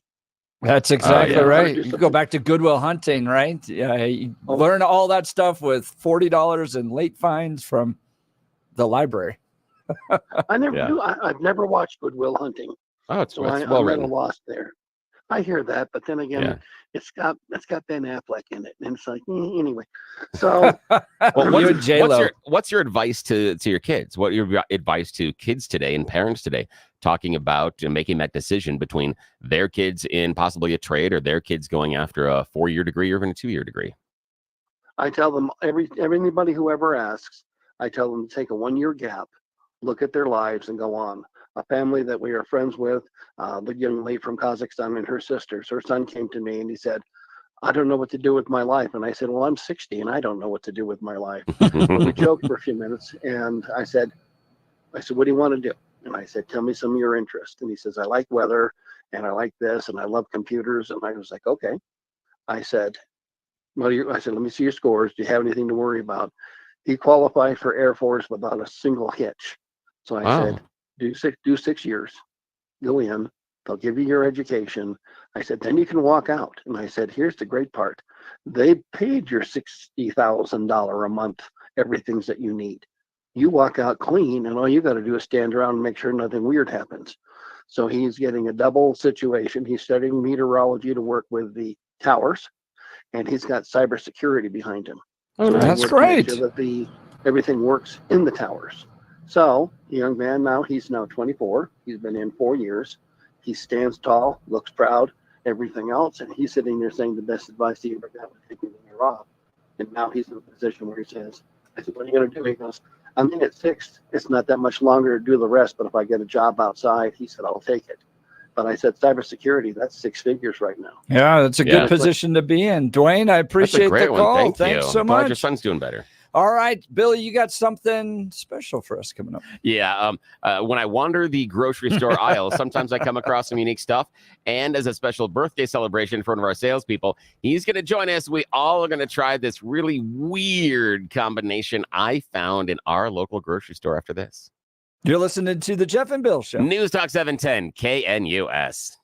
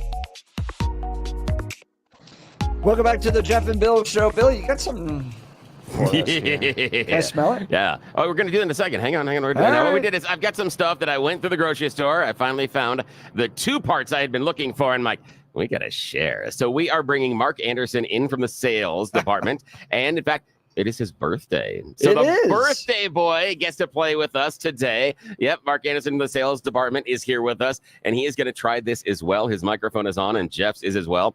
I have poured the liquid we are going to start with in a small styrofoam cup. Gentlemen, please. And Adam in the video room is also playing along, but we can't see him. Go ahead. You have a smell if you want. Smell it a little bit. Okay. Smell a little bit and have a little. It's just soda. Smells like cream soda. Ooh. Now taste it. See if you can taste that flavor. It's a combination. Coca-Cola has added something to their soda. Do you taste it at all? What would you guess is the extra added ingredient? Possum? Could be. It does have a little bit of an odor. It's got this weird aftertaste that's there. Is this like a bacon soda? No, but that you're getting. It's kind of you are looking for the love in life. It's close. It is close. What do you think? I mean, it's not just horrible. It's weird, isn't it? It tastes like flat vanilla Coke. Okay, yeah, I can do with that. Yeah, that's where I'm in on that. All right, now here's the secret here, gentlemen. Okay, now in front of you, you also have a small little package. Okay. It is wrapped up in a little bit of paper towel that I did. Now open it carefully. When you open it, it has to stay side up, so you'll see the dark side of the Oreo. Okay. On the top. Okay. Yes. Now, all together, what we need to do is this. First, you take a bite of the Oreo. Then, the best part about it is, then you got to open it up and you eat the stuff on the inside, the cream. But first, take a bite and see if you now just understand the taste. Yeah, there you go, crunching. I have no idea what this is. No. I'm noticing that on the Oreo, it says Coke. Yes, my friend. This is a combination of Oreos and Coca-Cola. It is Coca-Cola that you're drinking that is Oreos flavored. And then Oreos that are Coca-Cola flavored. Now what you have to do to do this right, you've got to open up your Oreo, do the kid thing. Because we're going to dip it? No, inside the cream, they have Pop Rocks. So if you only eat the cream, it pops in your mouth. Yeah. It is pop. They put Pop Rocks in Oreos? Yeah, so it pops. So it actually pops in. Yeah. Mm-hmm. And it's Coke tasting? Yeah. So it's Coke, so the cream the on the fizz. inside. It's the fizz of the Coke. The fizz. Yeah, that's exactly it. That's amazing. I know. And Bill, you know what they call this? Oh, what? I'm a little afraid.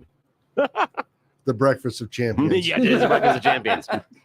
Yeah. And Mark, this is a good breakfast to start out with on your birthday, huh? Absolutely. Couldn't start better. Oh, yeah. Thank you. This was a great idea, Bill. Oh, thank you. And here's, I'm going to show them the camera. I'm going to show them the can and what it looks like. So you can go shopping if Adam has that. Wow. There's the can. So it is actual. Yeah. Now, I've only found the mini cans. That's the harder part to find them. And I just ran across the Oreos yesterday in the store. That's why I haven't brought this. I found the mini cans about 2 weeks ago. And so I've been doing that in the house. But I thought, I got to share this. Once I found the Oreos, because they're good. These are pretty impressive. Aren't they? I like them. Mark, you share your birthday on a very important day. I do. It's Constitution Day. And you know what that means, Bill? Uh-oh. What? That I'm 62 years old and I still have a good constitution. Excellent, my friend. That's absolutely wonderful. 1787 was the signing of the Constitution on September 17th, and we commemorate it today. And I'm just excited about the Oreos. But how old is the Constitution? You go 2024 minus 1787. 237 days. Wow. 237 years. Days. Man. Years. So, yeah. So what do you think? I think the Oreos are better than the soda. But yeah, that's right. Because it kind of hints towards that vanilla Coke, but it's not as good as a vanilla Coke. No, not at all. And there's this, it tries to get kind of the chocolatiness of the cookie in there. And it doesn't really pull it off. Yeah, it's true. Yeah, it really doesn't pull it off. It's got a weird aftertaste because of it, but it's not awful. But the cookies are solid. Mm-hmm. Yeah, I do the cookies. Again, if you do the cookies, if you see you can skip the sodas for our listeners who are in the stores. You can skip the sodas, but you see those cookies, that's worth the investment. That's absolutely worth the investment. Bill, you're going to have to bring me back in for the test taste when Oreo or Coke does the liverwurst. Oh, we will try.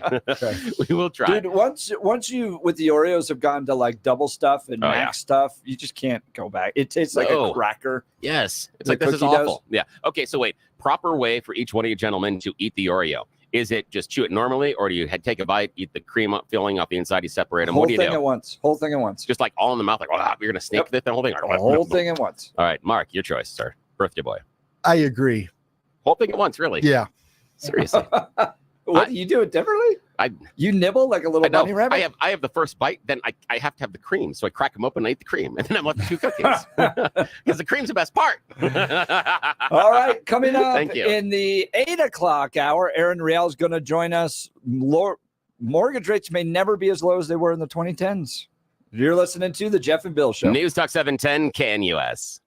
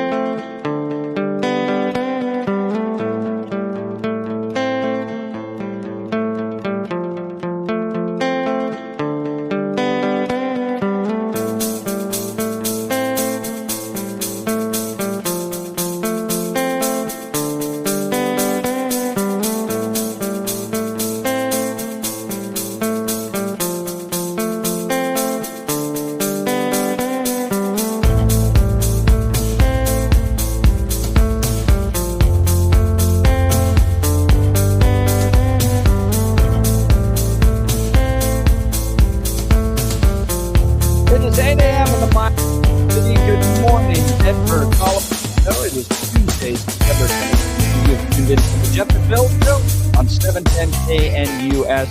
I'm your co-host, Jeff Hunt, along with Bill Thorpe, bringing you the freshest insights and hottest takes from the right, left, and center. It's a beautiful day in the greatest country in history. Bill, I just got hit with like a sugar rush that I haven't had in a while, dude. Oh, that's great. You're Holy welcome. cow. My whole body just like seized up all of a sudden. Yeah, because we were trying last hour, if you missed it, we were trying the new Coca-Cola Oreos mashup. I found both the soda and the cookies at the store. So we did them both this morning with Mark Andrew, our salesperson, who's also his birthday today. So happy birthday to Mark. And I appreciate you guys. I think you've slipped something in there, buddy. I know. The cookies are better. The soda's weird. There's a really chemical aftertaste to it. Like there's something else in there. They're trying to make it Oreo, Coke, but it's not. No, the cookies are good. Yeah, you got the Pop Rocks in there. You got to buy the Oreo cookies. Yeah, don't miss out on that one. We're gearing up for a whole nother hour of engaging discussions, critical analysis of Coke and its new products. Yes. And your calls and texts, because this is where Denver's voice is heard loud and clear. So grab a cup of coffee, Denver, or an Oreo flavored Coke, and let's dive into the issues that matter most to you right here, right now. Coming up this hour after news and commentary with Blake Olson, no more low mortgage rates. NBC News reporting it looks like the era of very low mortgage and other rates that prevailed in the 2010s isn't coming back. National correspondent Erin is going to join us as we look into the delicate state of our economy and the tough decisions facing the Fed. Yeah. This is not so good. I'm not moving. Yeah. I got into the threes. Yeah, we're not either. And we'll be hanging out there for the rest of our lives. Yeah. I mean, what's somebody, and maybe Erin can explain this to me, but what's the upside? Yeah, of higher mortgage rates. Of a higher mortgage rate, you're obviously some people have to move, right? Yeah. You get a new job or family requirements, whatever that might be. You've got to move, so you're just forced into this situation. Yeah. But if you're people like the rest of us that are just like, all right, well, I guess we're just hanging out for the rest of our lives. And the other part is where we are. Would you not make that job choice, knowing that you would have to get out under your current mortgage and go to the new mortgage? Like, let's say you got a great job offer in another place. And then you've got all of a sudden it's going to be an extra, 3, 4, 5% in your mortgage rate. Why would you do that? I don't know. I mean, it's this is a gut punch, I think, for a lot of people that grew up like me, where you moved up, you sought new opportunities. You might move a few houses away and get what's best for your family. But if you're stuck, I mean, if the difference is multiple points on your mortgage, that's a lot of interest you're going to be paying, and people just aren't going to move. And what does that do for the next generation who's trying to buy a starter house? Gosh, we're going to get into this in a second with Erin Real. Phone number is 303-696-1971. Let's check in on news and commentary with Blake Olson. Good morning, Blake. Hey, good morning, Jeff and Billy. 63 and sunny in Denver, expecting a high of 85 today. The 710 5-day forecast coming up. Our top story, the Border Patrol says they're combating Tren de Aragua. I'm sorry, I always mess that. Tren de Aragua is more difficult than other transitional criminal organizations. It all starts with the southern border, and there's only one person who's going to help shut it down, and he's never been a border czar before, unlike his opponent. They're not like traditional like MS-13s where you can see them coming a mile away with the crazy tattoos they have all over their faces. These guys fly under the radar. It is an infestation. It's taking hold, not just in Colorado or New York. It's up in Michigan, Florida, Texas, you name it. We can't check against Venezuela's database. They're not going to give us access to it, so we have to let them go. Chris Cabrera with the National Border Patrol Council in Texas says this gang is the biggest problem at the southern border. Governor Polis is declaring a disaster emergency for a new wildfire in the mountains. It started on private property, Monday in Larimer County, and it's burned more than 130 acres with no containment. Air tankers and helicopters were seen making water drops as evacuations began for Crystal Lakes and Lake Erie.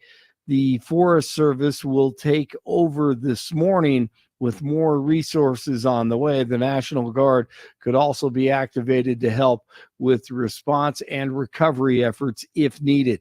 The Colorado State Patrol released video of the shooting of a trooper earlier this month in Westminster. You may remember that Corporal Ty Simcox was sitting in his marked vehicle in the median of U.S. Highway 36 on September 7th when Victor Anthony D. Santiago drives up and begins shooting at his vehicle. Simcox was shot in the arm before he retrieved a patrol rifle from his truck and shot and killed D. Santiago. The investigation continues. Today is the National Voter Registration Day.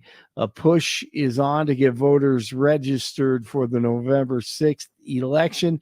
It also serves as a reminder to update your voter registration if you missed a deadline or moved to a new address. We should learn more about the charges of hip-hop mogul Sean, I hate saying this, Diddy. All right, Sean Combs, Puff Daddy Diddy, after he was taken into federal custody last night in New York City. For now, the indictment remains sealed. Nearly a dozen lawsuits have been filed against him alleging physical abuse or sex trafficking.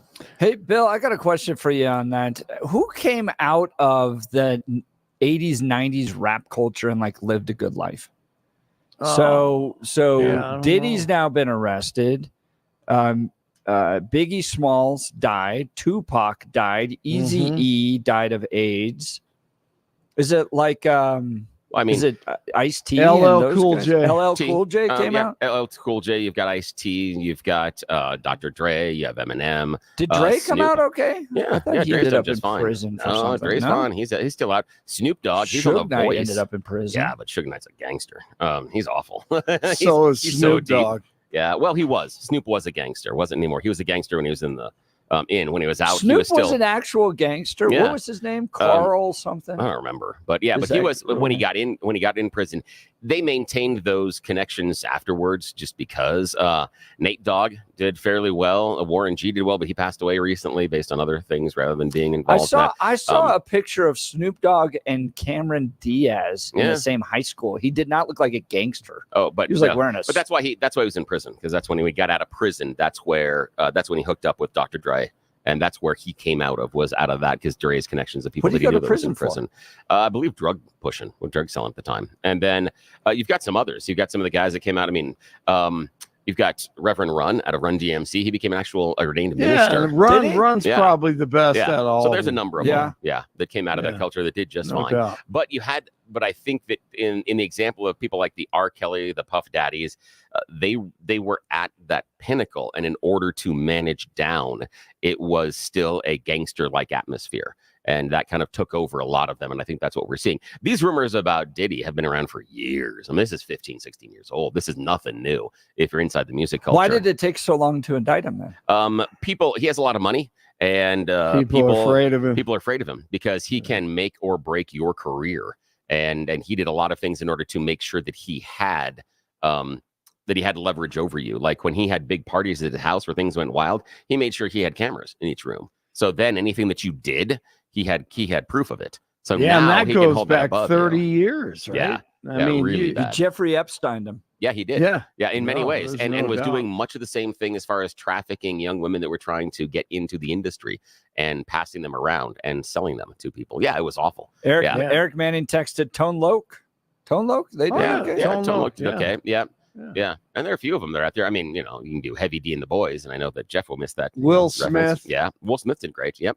But no, You but Jazzy think Jeff. Will Smith is doing great? But, I mean, he did well. you know. He came out of that culture just fine, and he didn't fine fall for into a while. Well, He's still He's making a nut movies. job now. Yeah, but he's still making movies, and he's But not in prison. Yeah, And he's not, that kind of thing. So if you're talking about a guy that I came think he's out of in the a former culture and is still criminal. there, well, to each his own.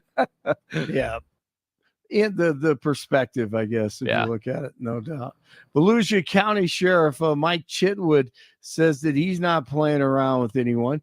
Even kids who brag about committing a mass shooting and talking trash about weapons will hear about it from him. 11-year-old Carlo Kingston Dorelli showed his arsenal to classmates and threatened violence. Dorelli was charged with a felony for written threat of a mass shooting. The sheriff also published a video of the boy being led into the jailhouse with handcuffs on.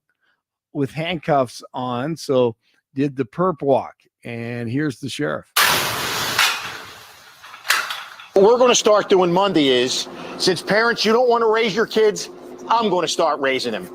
Every time we make an arrest, your kid's photo is going to be put out there. And if I could do it, I'm going to perp walk your kid so that everybody can see what your kid's up to. I don't have a problem with that.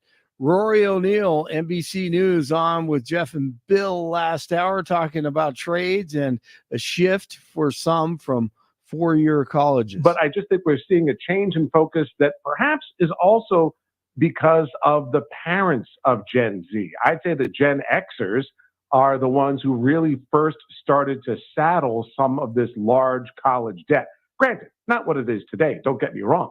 But I think it was the Gen Xers who may be telling their Gen Z children, hey, you know what?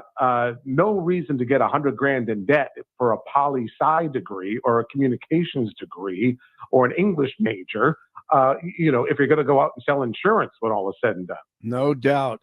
Hey, it's the great Mark Anderson's birthday. Happy birthday, Mark. Super spiritual leader at the station. Celebrated Coca-Cola flavored Oreos with Jeff and Billy. Bill, you know what they call this? What? I'm a little afraid.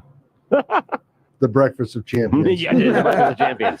No doubt. Have a great morning, Mark. It is 59 in Arvada, 60 in Parker, 63 in Denver.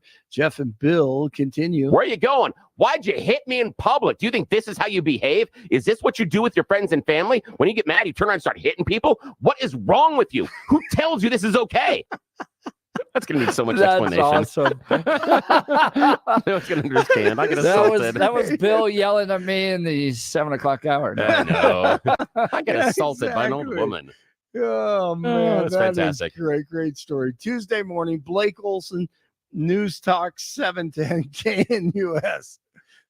Your 710 5-day forecast. A little morning sunshine, then increasing clouds, breezy west winds, and scattered afternoon showers and thunderstorms. Could see some gusty winds. Highs in the lower to mid 80s today, then clearing skies tonight, dropping to the low 50s. Lower 80s and sunny for Wednesday. We'll have lower to mid 80s, mainly dry Thursday and Friday. Weather brought to you by branchplanning.com. Secure your retirement plans with a free review to help provide asset protection, long-term care, or income for life. Get your review at branchplanning.com or call 303-219-0088. Meteorologist Don Watzel in the 710 KNUS Weather Center.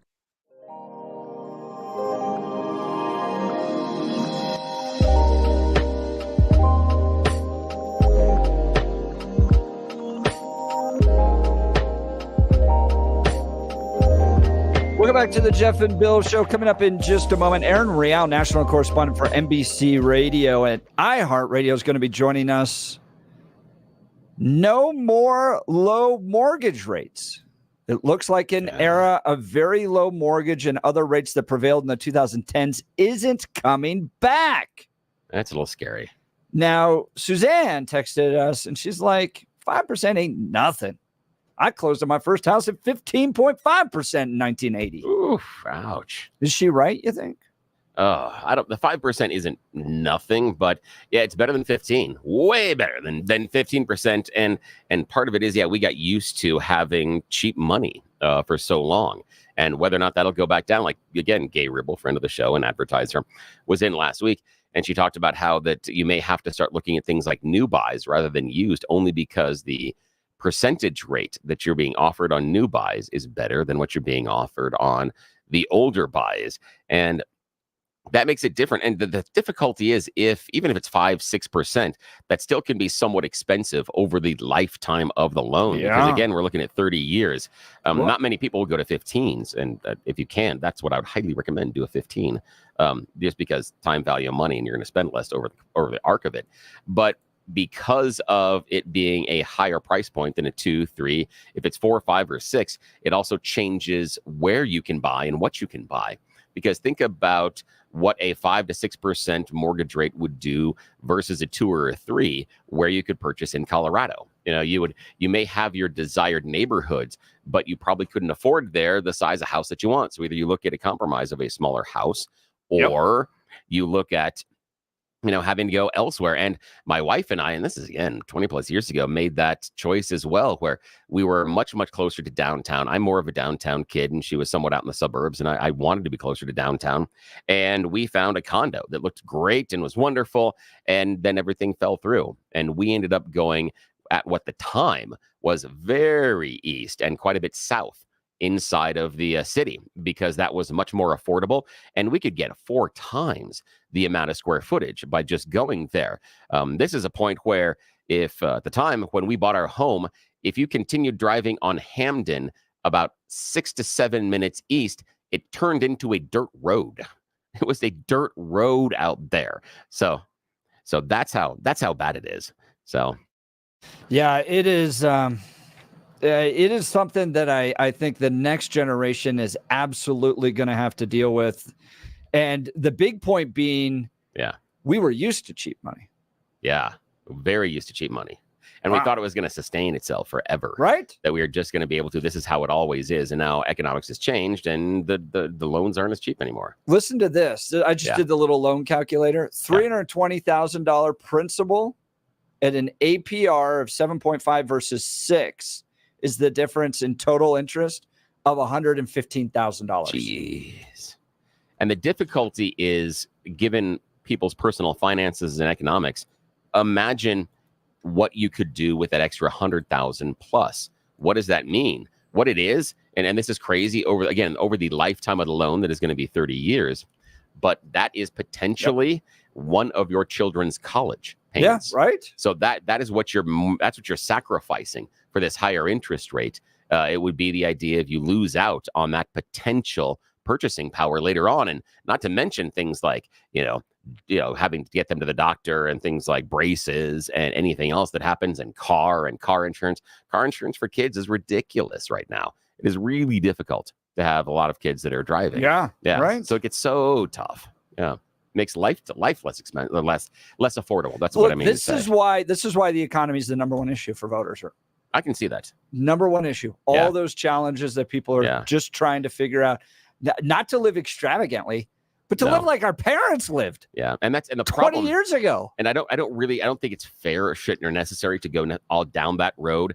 But we are approaching, in this country, we are teetering on a wealth gap that goes back to the 30s, that goes back to the Gilded Age. That is scary in this nation because of the divergent economies that were available at that time and what that meant, where there were a small group of haves and a whole bunch of have-nots. And as much as people don't like FDR and things like the New Deal and some other stuff, a lot of that balanced out what was that Gilded Age in America, where it was bordering on the edge of feudalism, because all of the money, well, again, we can go further down the road, but we had this idea inside of America at the time where I would say it was very utilitarian. And it bent into, in my opinion, religion at the time, that it was kind of a social Darwinism, I guess is maybe an okay term for it. Not great, but it's an okay term for it, that those that are blessed by God and have the ability will be blessed with riches and wealth on earth. So if you earned riches and wealth, you were blessed by God. And that was also the Darwinian model, that the strongest do survive. So if you were on that lower end, it's because you deserved it, either through a God not allowing you to grow there, or because you just can't navigate the social Darwinism. And then guess who arrives? Guess who arrives there at the late 30s? Protestants, specifically evangelical Protestants. And they lean into the Bible in a different way. They lean into the Bible about the idea of, wait, what if we talk about everybody being able to sit at the table? What if we talk about this not being social Darwinism, but looking at the idea of the grace and the understanding and the caring for each other that Jesus has for us? So they changed the focus of society. They literally, it's fascinating to read about. Interesting. But yeah, it is the religious evangelical Puritan Protestants that come in. And they're the ones that, based on their religion and based on their communities, change the social direction of America and change the difference balance of wealth. If we were still in that social Darwin age, the things like the New Deal and what FDR did would never work. But it's because of the evangelical Protestants at that time that changed the focus of this country. And Very cool. Based on God. Yeah. There you go. I did not know that. I have my moments, and that's the only one I'm allowed today. Moments. That's the only one I do get want today. to pick your brain about the Pope, though, Billy. Oh, yeah. Let's talk Pope. Yeah. Oh, boy. I know where you're going with this one. Yeah, because it's a difficult one. It's a hard one. It's not a hard one. It's Yeah, it actually a is. really easy one. Not necessarily. I just sat there and was like, really? All right. CNN reporting Pope Francis criticizes Trump and Harris and says voters must choose between lesser of two evils. Yeah. Pope Francis on Friday described the choice U.S. voters must make in the presidential election between one between the lesser of two evils, deeming former President Donald Trump's anti-migrant policies and Vice President Kamala Harris's support of abortion rights as both being, quote, against life. One must choose the lesser of two evils, he says. Yeah. Who is the lesser of two evils? The nice part is the Pope didn't weigh in on that, which is good. That was really, really smart of him to not step into it. But he basically is telling the congregants, make your choice, which again is a stark thing coming from the church. And basically pointing out and saying, these are two eminently flawed characters based on what the church believes. So you have to choose in your own heart the lesser of two evils. But then he goes on to say, that lady or that gentleman, I don't know. Francis said during a press conference on the papal plane, referring to Harris and Trump, everyone with a conscience should think on this and do it. Yeah. Which is nice. And wait, hold on. Yeah. These are not on the same plane morally. Having a border and denying somebody from coming into this country is not the same as ripping them apart and killing them in the womb. That's where I'm stuck on this thing going. One is going, no, I'm sorry, you can't come in. You got to go deal with Venezuela and Maduro and all that stuff. I'm sorry, stinks, but you got to do it. We don't have any room for you. The other one is the ripping apart of a human being. These are not on the same moral planes. In some ways they are because here's the thing. The phrase you just used, I'm sorry, no room. There was no room at the inn. There was no room. That's the idea. They didn't I know. Rip Mary apart. But the issue being that we have been directed through Jesus to open our heart to the migrant and the immigrant, to care for those that the least among us. But we continue. I'm not saying it's not a moral issue. But it is. They're not on the same plane, though. No. It is because if you look at things like what's been happening, especially, and I'll just bring it up especially in Springfield, those are stories that are being pushed by one political party that are not true. And they have resulted in bomb threats. They resulted in problems inside the community. Those are very negative consequences based on something that isn't true and stuff that people are not reaching out. And the one thing he doesn't want to do is reach out and accept the migrants. And that is against the teaching of Jesus. And I understand the idea of abortion. However, this is always the problem that I have with it, is that killing of a child isn't necessarily bad inside the Bible. Murder inside the Bible isn't necessarily always bad. Some murder is good. And there are pieces inside of the Bible in which the life of an unborn child is completely and totally irrelevant to everything that is going on. And so there is a choice, and there are choices that are made inside the Bible morally on those situations. So the Bible isn't universal on the idea of abortion either. And so that's why I understand where that morality is. Yes, it is absolutely clear on that God knew you before he knit you together. He knew you before you knit you together, and then the explicit condemnation not to murder. But it's crystal clear. But there's a whole ton of murder that goes on inside the Bible, and especially children. And we can go through it. And there's a series of them. There are tiny stories, and then there are ones where you go through and you take over an entire people and you murder everyone. Yep. where you smash the heads of the babies. Yes. Yep. And even when you look at the idea of Passover, the same thing there, where it's killing all the firstborn in Egypt. Mm-hmm. It wasn't about, God knew those kids as well before they were born, but he was perfectly fine with them dying. So the idea that they are against death universally isn't the same. We still have one of my favorite stories I go back to in this example is the man who comes to the apothecary and thinks that his wife is cheating on him. And his solution is give her this potion. If she loses the baby, she's cheating on you. If she doesn't, everything's fine. There isn't a single conversation about the life or the morality involved in killing that child. But killing that child was going to give you an answer. But at that moment, nobody talks about abortion. Nobody talks about the life. Nobody cares whether or not that child dies. It's the ends to a means. And that's in the Bible. In those cases of what you're talking about, particularly when Israel was commanded to take over other communities, yes, the Israelites, the Jews were a chosen people, and God had a plan for them. And in some of those cases, it was the destruction of other communities. Yes, 100%. Not wrong about that. What you have in America right now is elective abortions to fulfill a sexual revolution that doesn't prioritize the family and results in the death of innocent human beings on a scale that we can hardly comprehend. 63 million lives have been lost in this country due to abortion, 90% of them elective. So we don't have to take care of the child and we can continue embracing the sexual revolution, okay? That is nowhere on the same moral plane as immigration law, simply because we're not exterminating the people. And for the Pope to say, well, you get to choose the lesser of two evils.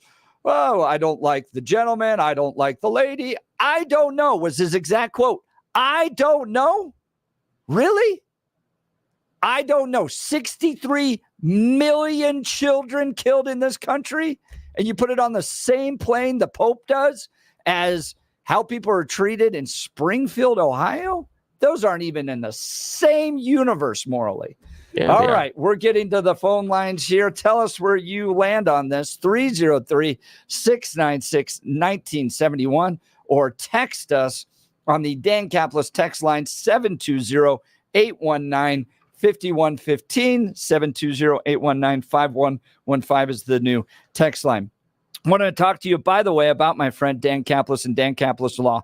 Dan suggests that you should choose a lawyer who shares your values, because who you choose to represent you in an injury case says a lot about you to everyone involved in the case.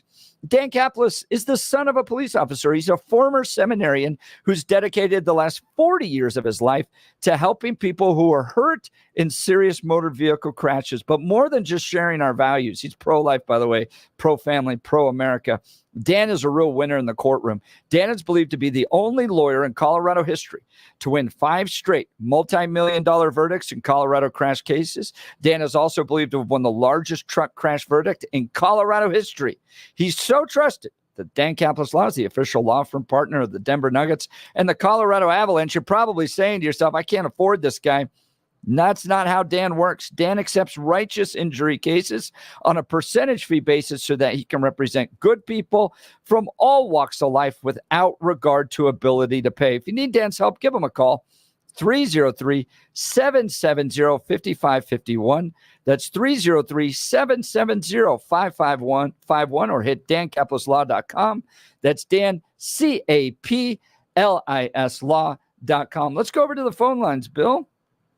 We got Dean, Denver. You're on the Jeff and Bill Show, News Talk 710 KNUS. Good morning, Dean.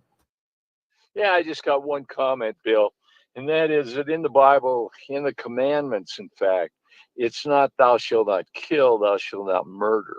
Malice aforethought and intent, completely different things. Yeah, Take but that like to heart. when the Israelis went in and took over lands, they murdered the people that were there with thought and intent. They didn't murder. They didn't murder. But you said thought and intent. Your qualification was intent. They had intent. Yes. And when No, and when they we were had Passover, directed by God to do this. oh, so okay, that's weird. So if God says something, you It's not weird. It's, hang on, it's Dean. straightforward. Wait, Dean. Because they were idol worshipers and they were beyond the grace of God. So there we're back to the migrants again. If we don't agree with their religion or what they're doing, We're not it's okay for talking us about to kill the them. migrant. No, but you just The said, migrants hang says on, we Dean, don't care to Dean, maintain stop, a Dean. border, Your and justification, therefore they won't come into this country. Dean, your justification was they were idolaters and they weren't following the true religion. So if you deem them to be othered, you deem them to be not as good as the home religion, you gave them permission then in your mind to go and murder the other people. God gave them permission as well. No, not in my mind. Yes, it was God's intent. Also, though, hang on, though. But, Dean, God also needs our free will.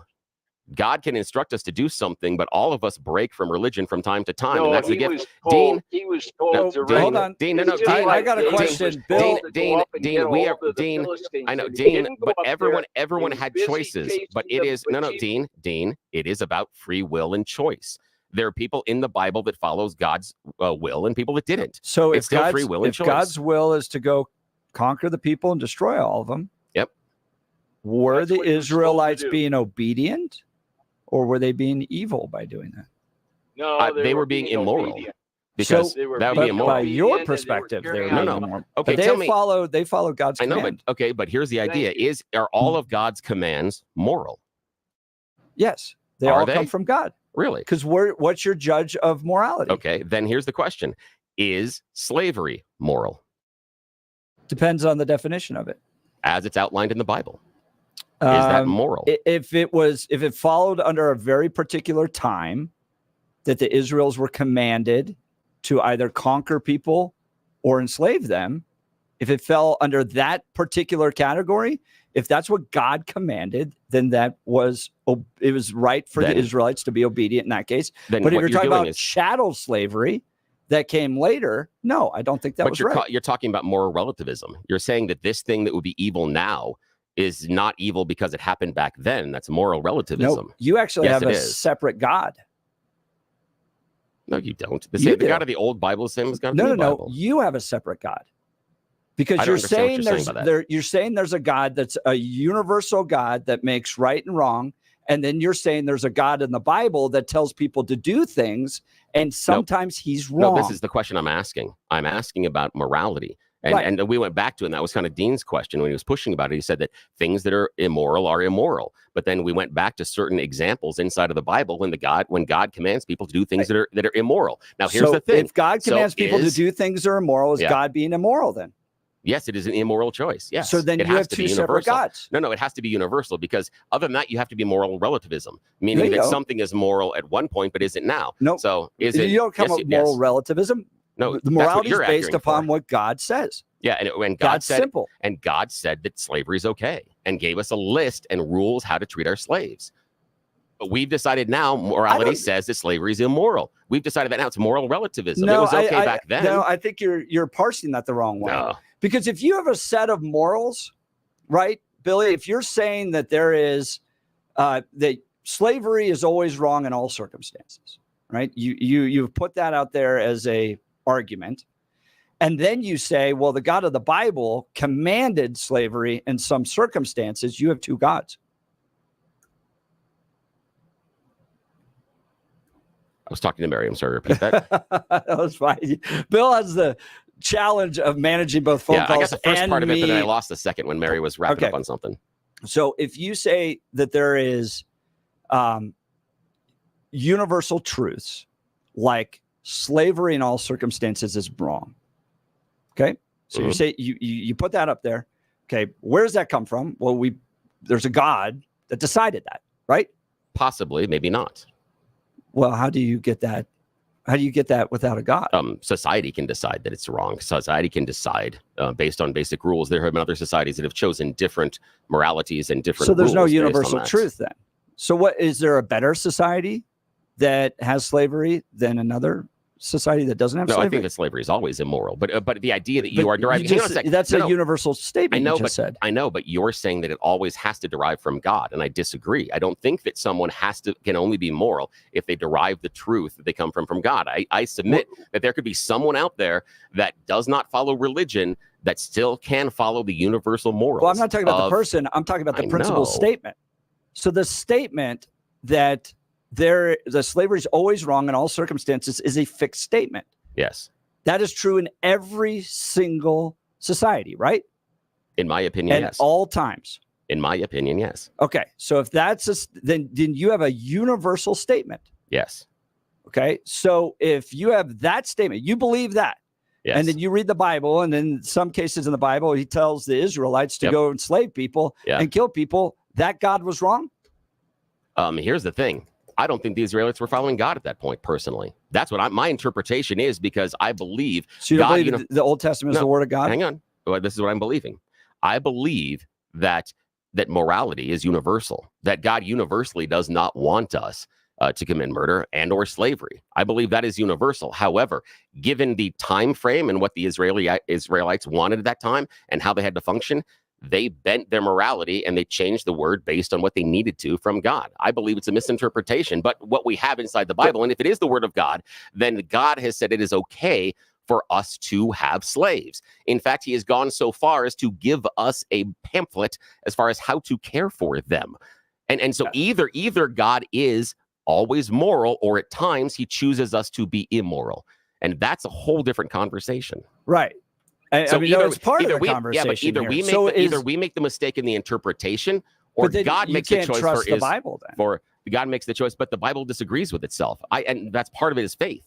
Bible does disagree. I mean, the apostles' letters disagree with each other, but that's it. But that's the idea: is we need to take this based on faith, not based on this being a tome. But what of are you it's not the taking, history. then? You're taking something that's not reliable and trustworthy. Then Sure, it is. Well, Why how? would it- You just told me that there's lots of interpretations and things here's that are the thing. contradictory. Here's the reason, is because the people that are reading the book, in my opinion, to look at it as a course of history and to look at it as a historical tome, and people that are reading it to figure out who they hate, have missed the point of the story. They've missed the narrative. They don't understand the story that is being told. They don't understand why Jesus was there. They don't understand the Savior. They don't understand the message. Why is your interpretation correct? It's mine. I'm not sitting here saying I'm absolutely correct. I'm asking the questions. And that's why I have the question. If God is universally moral, then why does he say it's okay for us to have slaves? Because that's amoral. That's immoral. That's absolutely immoral. Chattel slavery, yes. But now you're chattel slavery, absolutely. But biblical whether slavery, or not, that's fine. Whether or not the Israelites conquering pagan societies was immoral, I'm not going to grant that. I don't agree with the idea that that was an immoral thing for Israel to do, because at the end of the day, what God decides becomes the fixed point. That is all of morality. Yeah. And God had decided that we can sell our children into slavery as well. That's immoral. But we have rules about it. We have rules governing it. That's what we have. I'd have to see the scriptural context of that, but I'm not sure he says it's okay to sell your children into slavery. There's another one later on in, oh gosh, I've got to go back to the book, but I believe it's Exodus. They talk about selling your daughters into slavery and talking about what you have to do in the plans. Right. So, yes. And so you have parts of the Bible that are going to be historical to a very particular time, right? And what they're facing at that point. And then you're going to have universal truths as well. So, all right, phone lines are filling up. That was an interesting debate. We'll continue. You're listening to the Jeff and Bill Show. News Talk 710 KNUS.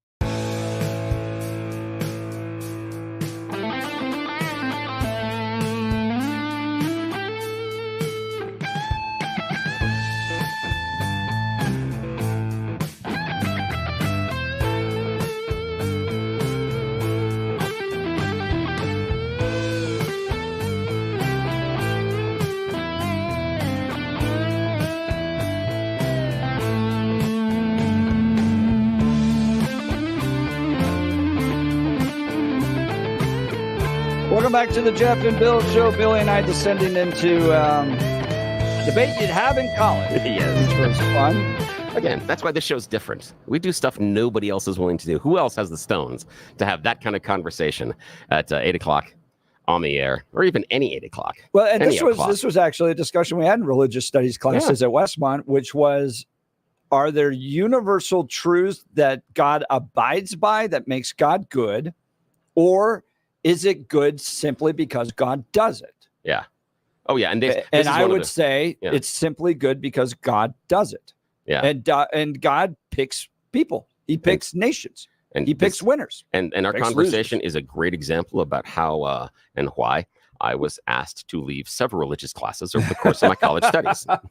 There were a number of times I was kicked out of class, and that is an excellent example of why I was asked to just maybe don't come back for a bit. That's why I love you, Billy. All right, let's get to Mary, Wyoming. Good morning, Mary. You're on the Jeff and Bill Show. Well, just a sec. Unfortunately, I'm trying to get you off speed.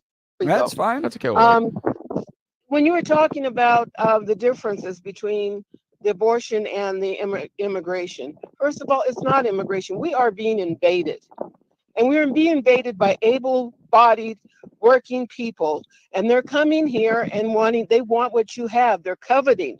Isn't there a moral code about them coveting what we have and trying to take it over? Yes. Well, I would understand that, Mary, if America was a zero-sum game. If we assume that we have only a set number of houses, only a set number of jobs, only a set number of cars that are available to everybody, then obviously they are coveting. But the dynamism... 50 million people have been coming over in the last 20 years. 50 million. Mary, that's an invasion. No, it's not an invasion. You can say it that way, and I respect that. But the idea is, since the economy inside of America grows, it doesn't necessarily mean coveting, like they're taking your stuff. Because we are building more houses, we are expanding as far as the number of jobs that are out there. That is not true. They took. That is true. There was an industry that you call them roach coaches. I had one. It was a very good business. I was able to put my kids in school, pay for housing, etc. Guess what? Cash only. They came in, and with our government's help, they never ticketed them or do anything to them. They took over the industry. All those roach coaches now, you look who's running them. It ain't us. But again, that's you're mad at the immigrants because the people in charge didn't follow the rules and make them play by the rules of everybody else. And that's the issue. That would be your issue, is you're mad at the people that set up the rules and the fact that a certain group didn't get to play by the rules, not the fact that the other group was there. I mean, it could be anybody. I mean, this We're is the thing, doing the same thing in all industries, though, Billy. That's what makes me mad. It isn't just that one. I bet you there are listeners out there who can tell you the horror stories of how their industry was being taken. I watched those small pop businesses that I serviced. The ones, the little auto shops that had maybe only two mechanics, and or the women with the little beauty salons that were doing nails. They were all taken over by illegals. Well, they lost their income. Again, don't know. I can't address that as far as the illegals, but we've had this cyclical complaint throughout the entire history. There are portions in our society in which it was no Chinese allowed. There are portions in our society where you wouldn't hire Irish. There are portions in our society when you wouldn't hire Italians, and it was for all those same things. The fact that they were coming in, taking our jobs, they weren't part of the country, they didn't know how to, how to integrate themselves. They didn't love us as much. The same thing that I hear right now about the immigrants, the same things we've heard over the course of this country. When they come over. I do think that there's this underlying assumption that somehow the Venezuelans that are coming and the folks that are immigrating now are just going to assimilate the same way the Irish and the Polish and the Germans and the English all did. And I think that's a dangerous assumption to just assume, but it is just an assumption. Mary, I appreciate the call. Yeah. Really appreciate the passion. Always good to hear from Mary. Always good to hear from her. Her line will be open 303-696-1971. You're listening to the Jeff and Bill Show. News Talk 710 KNUS.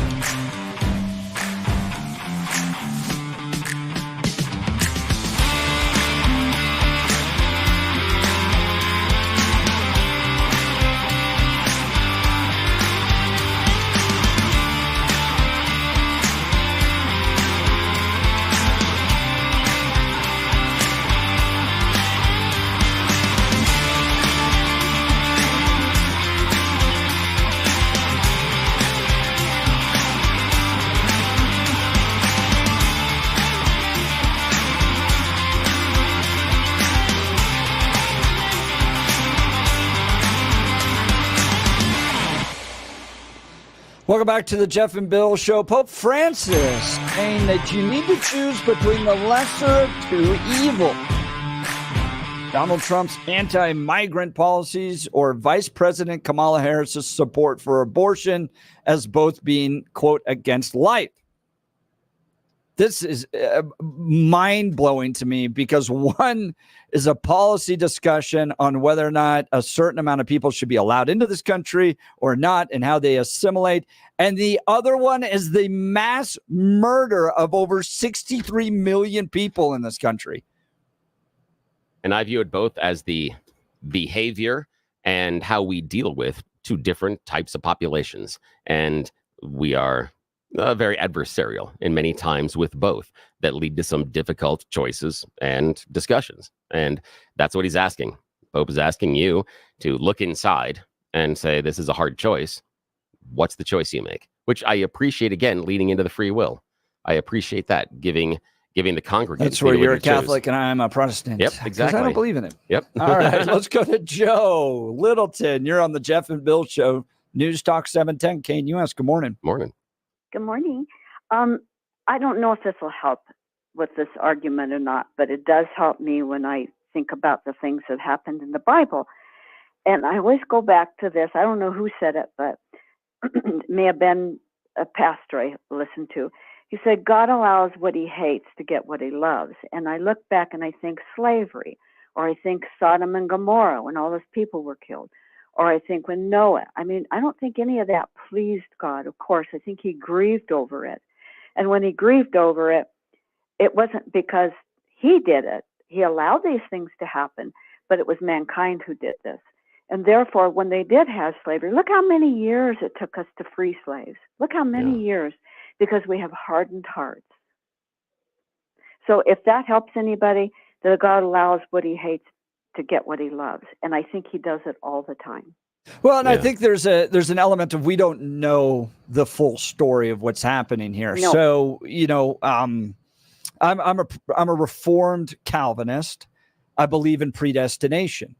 I cannot understand why God condemns some to hell and allows some into heaven. And I don't believe it's our choice. I believe he makes that choice. I think the Bible is very clear that God governs in the affairs of man and has a chosen people that he wants to build his kingdom with. And it starts with the Israelites. And then we as Christians are grafted into that relationship that he has with the Israelites. Why he allows that to happen? I don't know. Now, I believe a little differently, Jeff. I do believe that he doesn't condemn us. I believe that we condemn ourselves by not accepting him because he is God and we're not. I think we really lose that. I think many people lose that, why should I be obedient to this kind of God? Well, because he is God. We might not like what he does or his choices or what he allows, but he's God and we're not. Yep. So I see that a little bit differently with you. And Joe, that's the point, is he's God and we're not. And either he is the determination upon what is good and what is bad, or you have to come up with something else, which then by definition makes that God. That's right. I agree with that. The only part I don't agree with you, Jeff, is that part about I don't believe God condemns us. I think we condemn ourselves. Are you Roman Catholic? You know what? I'll tell you what I used to be. I'm not anymore. I go to non-denominational evangelical churches. Yeah. The reason I'm not is because I felt like I didn't get the word. And I felt once I got the word with Bible, it changed my whole life. Joe, I really appreciate the call. Thanks so much. We'll continue this conversation. You're listening to the Jeff and Bill Show. News Talk 710 KNUS.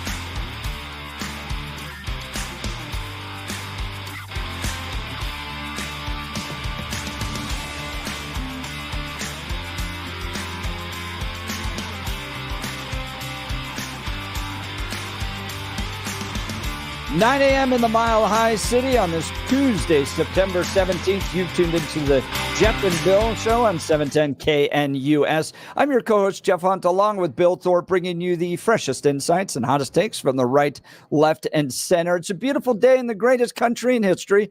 We're gearing up for a whole nother hour of engaging discussions, critical analysis, most importantly, your calls and texts on the Dan Caplis Law text line, because this is where Denver's voice is heard loud and clear. Phone line 303-696-1971, 303-696-1971. Text line, the Dan Caplis Law text line, 720-819-5115, 720-819-5115. When you text, it comes right to the studio, so we get to see it and can see and hear your thoughts on this. Let's go to let's go to Jim first, and then we'll get to the news and commentary with Blake. Good morning, Jim. You're on the Jeff and Bill Show, News Talk 710 KNUS. Morning. Hey, good morning. After all the talk this morning, I'm curious. What is God's plan? Why is He possibly allowing in America children to be shot in schools over and over again? I mean, I'm just contemplating why.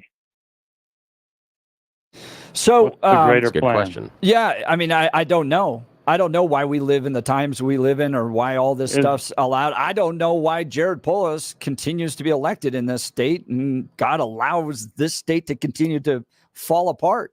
I will tell you that there is agency. There is agency with regards to the actions that we get to choose. God did not make us automatons. He did not make us robots that just do whatever He tells us to do.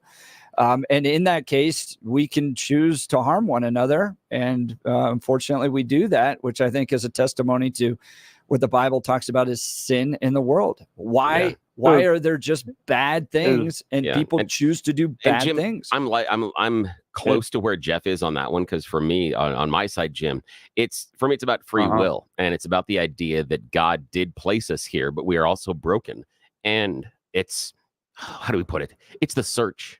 It's the search for becoming whole again. And that's where we fail. That's why you see people who, how do you say it? Who are still broken, going out and feeling they have to act out and feel the anger and what's built up in them. They have to make everybody else feel that way because they're still seeking. They're still looking. And that's our job. That's what we do individually. As people of faith, we continue to look, we continue to seek, and we know that there are going to be failures along the way. Some will hurt, some won't. But it's that process. It's that movement forward that you have to keep looking for, and keep looking external, but more importantly, internal. And that's the journey. The journey for faith, for me, it's internal. It's not external. What we've been called to do by God is to fix us and then fix each other. And that's what we're seeing fail in our society. We are not fixing each other, and we're not fixing ourselves. And that's where the evil is allowed to germinate and grow. And in my opinion, that's when free will takes over and allows the choice for evil. And it's awful. But in my mind, it is the greatest gift and also the greatest curse that our Lord ever gave us, the ability to choose. It would be so much easier if we were bound to Him and we had to constantly follow Him. That's easy. This is hard. And it's hard on everybody. And everybody's at a different path in their journey. Some are failing spectacularly. Some are succeeding spectacularly. I'm somewhere in the middle. I fail every day. But that's kind of how I see it. Well, I hope God limits the number of elementary school students ripped up by these rounds coming from the muzzle to less than 100 this year. That's my hope. I hope so too. No, it's a shock to the system, and it's a very clear evidence that there's evil in this world, right? Yeah. America's supposed to stop evil, but anyway, I hope there's less than 100 this year, and school just started. I really hope there's fewer than 100. Yeah, me too. It has to happen. Me too, Jim. I appreciate it. Thanks so much for the call. Yeah, thank you. Let's go to Sydney, Nebraska. Jacqueline, and then we'll get to news with Blake Olson. Good morning, Jacqueline. Well, I'll make this fast, fellas. Last Thursday evening, I got a email sent to me, a video sent to me, a cousin of mine who lives in Indiana. Well, this went all over the place. I mean, it was on the internet for about, I would say, 24 hours. This was a body cam of a police officer, and this was Springfield, Ohio. And there was a video of a woman. It took me a minute before I understood what was going on. She was kneeling down on her knees in the driveway, and she was eating a cat. She had unfortunately, blood, though, that it wasn't. I hate Jacqueline, but that wasn't happening in Springfield. It was in Canton, Ohio, Ohio, and a it was couple hundred done miles by away. an American. I And think she was on drugs. Yeah, and she was an American woman, and the person there said the woman either was having a mental breakdown or was on drugs. And the most important part about this is it didn't happen in Springfield, but most importantly, she was and is an American citizen. She's not a Haitian migrant, and that's important in the conversation. The woman that I saw looked. She wasn't Caucasian. And maybe she was a legal citizen, but whatever happened, my cousin of mine told me, he says, this is happening all over the place. And, you know, my daughter runs a animal shelter here in Nebraska.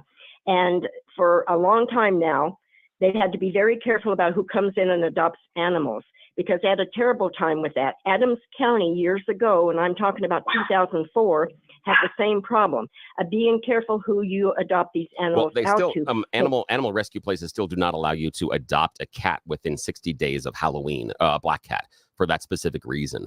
And yeah, there are concerns about it, but what we need to be really worried about is that we see this one video of an American woman who has darker skin in Canton, Ohio, and then we get the conclusion that she is a Haitian immigrant in a city hundreds of miles away in Springfield, and this is happening all the time, none of which was proven by that video at all. And that's the thing we have to really be careful of. Well, there's a lot of people that are in that Springfield area that have videos on the internet, and they have put them out there where they've had to take their animals in. A lot of them have missing pets. Well, I think you guys have to realize when the FBI comes out and tell you they're debunking it and it doesn't exist, well, I rest my case, because I tell you something, I don't hardly believe a word that comes out of their mouth. But I want to say one last real quick thing here. Donald Trump is in this race for one thing and one thing only, to get between him and stop Barack Obama. He's the only thing that's stopping that guy from remaking America in 5 days. Well, I appreciate it, but Barack's not running for office. But I appreciate the phone call, Jacqueline. He's not even in the race. I understand that. And I worry about the idea and the assumption that the migrants are eating the pets, because I had a conversation with a friend that's a little bit older than me this weekend, and he reminded me of what we heard in the late 70s and early 80s. He's like, do you remember that? I'm like, I was a little younger, but yeah, once he mentioned it, I'm like, oh God, yes, I totally remember that. You know what it was at the time?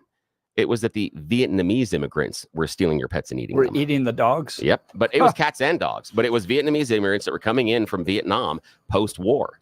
And the talk was, the immigrants, you can't trust them because they're going to be eating your pets, your cats, and your dogs. And I was reminded by my friend, he's like, this is the same thing we saw then. It's the same stories. And it's the same, unfortunately, the same BS. And that's part of the problem. So I don't know if it's fully debunked. I was going to do eating the cats, eating the dogs, but it's not, I don't think it's on the thing anymore. Yeah, I don't think it's on the page anymore.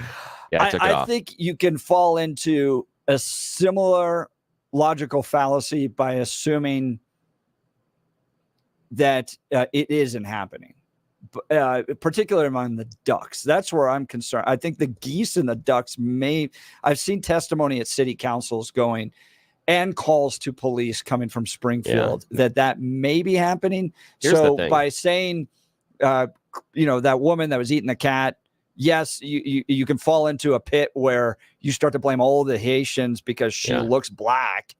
I think you can fall into a similar pit by going, well, we did it to the Vietnamese, therefore it's not happening at all. Well, what we need to do is, to combat the logical fallacy is to look for instances of that happening for proof. And so far we have one picture and 2 phone calls, and that's it. Right. We have nothing else. Other than that, we just have people. To go. We need to go to Springfield, man. That's what we did with the Aurora thing. But that wasn't in Springfield. These happened in cities that were outside of Springfield, over 100 miles away. So it's even in different communities, but now it's being ascribed to Springfield. Here's the most important thing. If you're mad about migrants or anybody walking into Ohio parks and capturing a goose or capturing a duck and taking home and eating it, that's legal. It kind of reminds me of Dwight Schrute from The Office. But again, it is legal because capturing a goose, killing it, and eating it is legal inside of the state. Even inside a park? There is no constraint on where you get it. Outside, you can't go into your neighbor's house because they're Bill, goose. there's some geese just I'm down here in the telling parking you. lot. Yes, in the parking lot. It is technically legal. Here at 710K in It US. is technically legal to capture them, kill them, and eat them. Yes, technically legal. I did not know that. Yeah. All right, let's get to news and comment with Blake Olson. Good morning, Blake. Hey, good morning. Well, I guess I know what I'm doing for lunch today. 69 and partly cloudy in Denver. Expecting a high of 85 today. The 710 5-day forecast coming up. Our top story, fewer than 50 days until Election Day. Former President Trump will attend a town hall tonight in Michigan, which will be moderated by Arkansas governor and his former White House press secretary, Sarah Huckabee Sanders. Meanwhile, Kamala Khan will take part in a discussion hosted by the National Association of Black Journalists in Philadelphia this afternoon. Today is National Voter Registration Day. It serves as a reminder to update your voter registration if you missed a deadline or moved to a new address. And the media continues to push the narrative that Trump instigates violence. So when he's targeted almost every day by assassins, he's to blame. Let's see. Let's go to Nora O'Donnell. Donald Trump is blaming Democrats for inflaming political rhetoric, but the former president's own words seem to be increasing the threat of political violence in Springfield, Ohio. That's where a false and ugly accusation against Haitians, thousands of whom are legal permanent residents, is impacting everyday life. CBS's Nicole Killian reports on the growing controversy. So there were plenty of bomb threats in there because of everything that's been going on. So here's Ohio Governor Mike DeWine. These threats have all been hoaxes. None of them have panned out. We have people, unfortunately, overseas who are taking these actions. Some of them are coming from one particular country. We think that this is, one more opportunity to mess with the United States, and they're continuing to do that. So we cannot let the bad guys win. Our schools must remain open. The Border Patrol says that combating Tren de Aragua is more difficult than other transnational criminal organizations.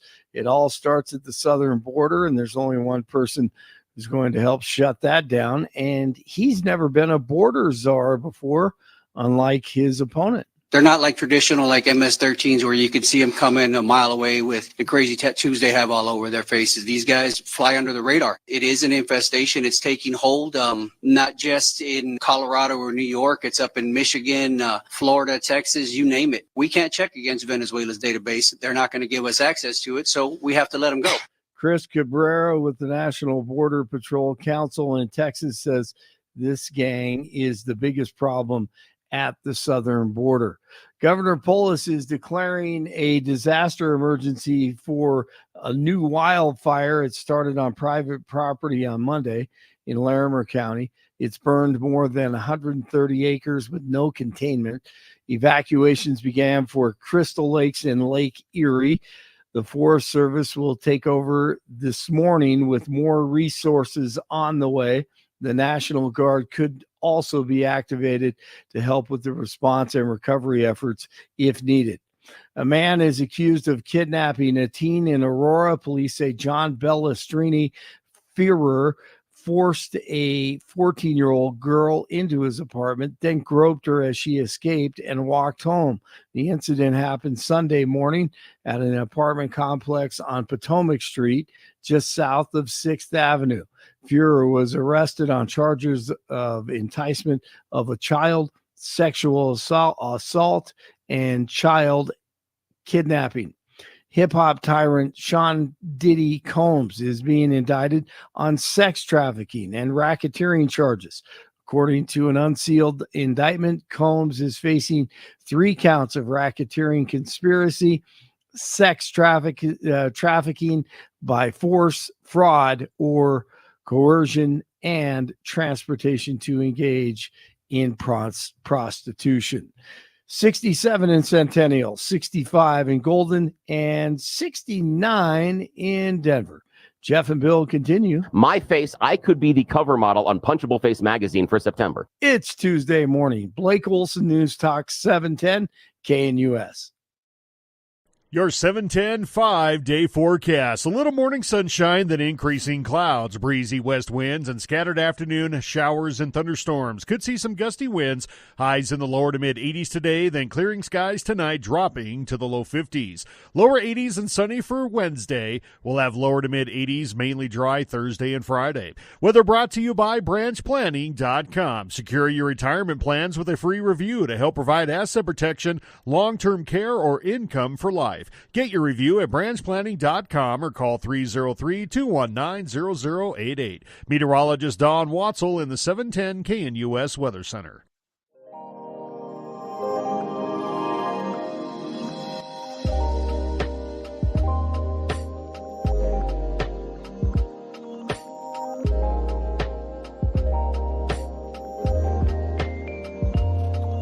All right, Billy, AI, I'm just putting this out there.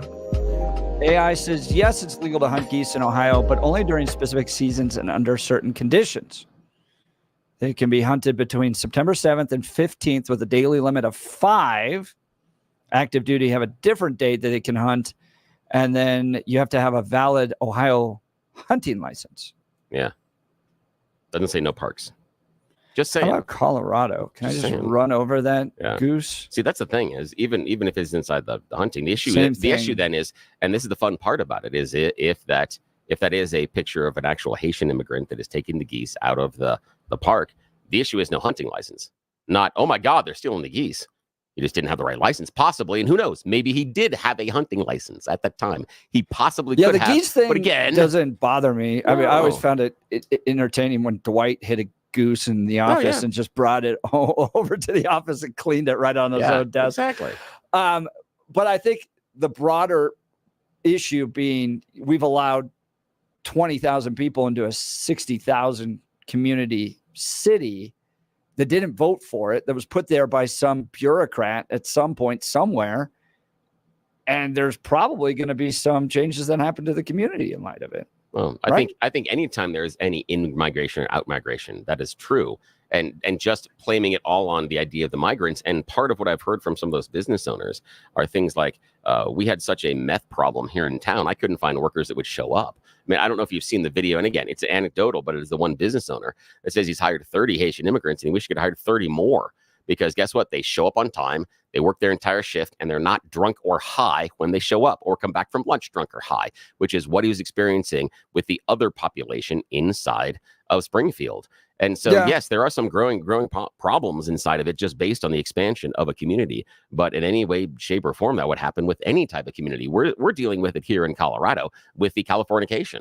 The idea of the number of people from California that are coming in and changing it. When people moving out. Gay Ribble said that the other day, she's absolutely. like, oh, yeah, now you guys are a blue state that attracts blue state people. Exactly. I know that now because they feel this is a safe haven. They can get out of, their more onerous, larger cities. This is a smaller city. We've got some wonderful outdoor recreation, and it can be a little bit cheaper in some cases, not necessarily anymore. But so there is that migration.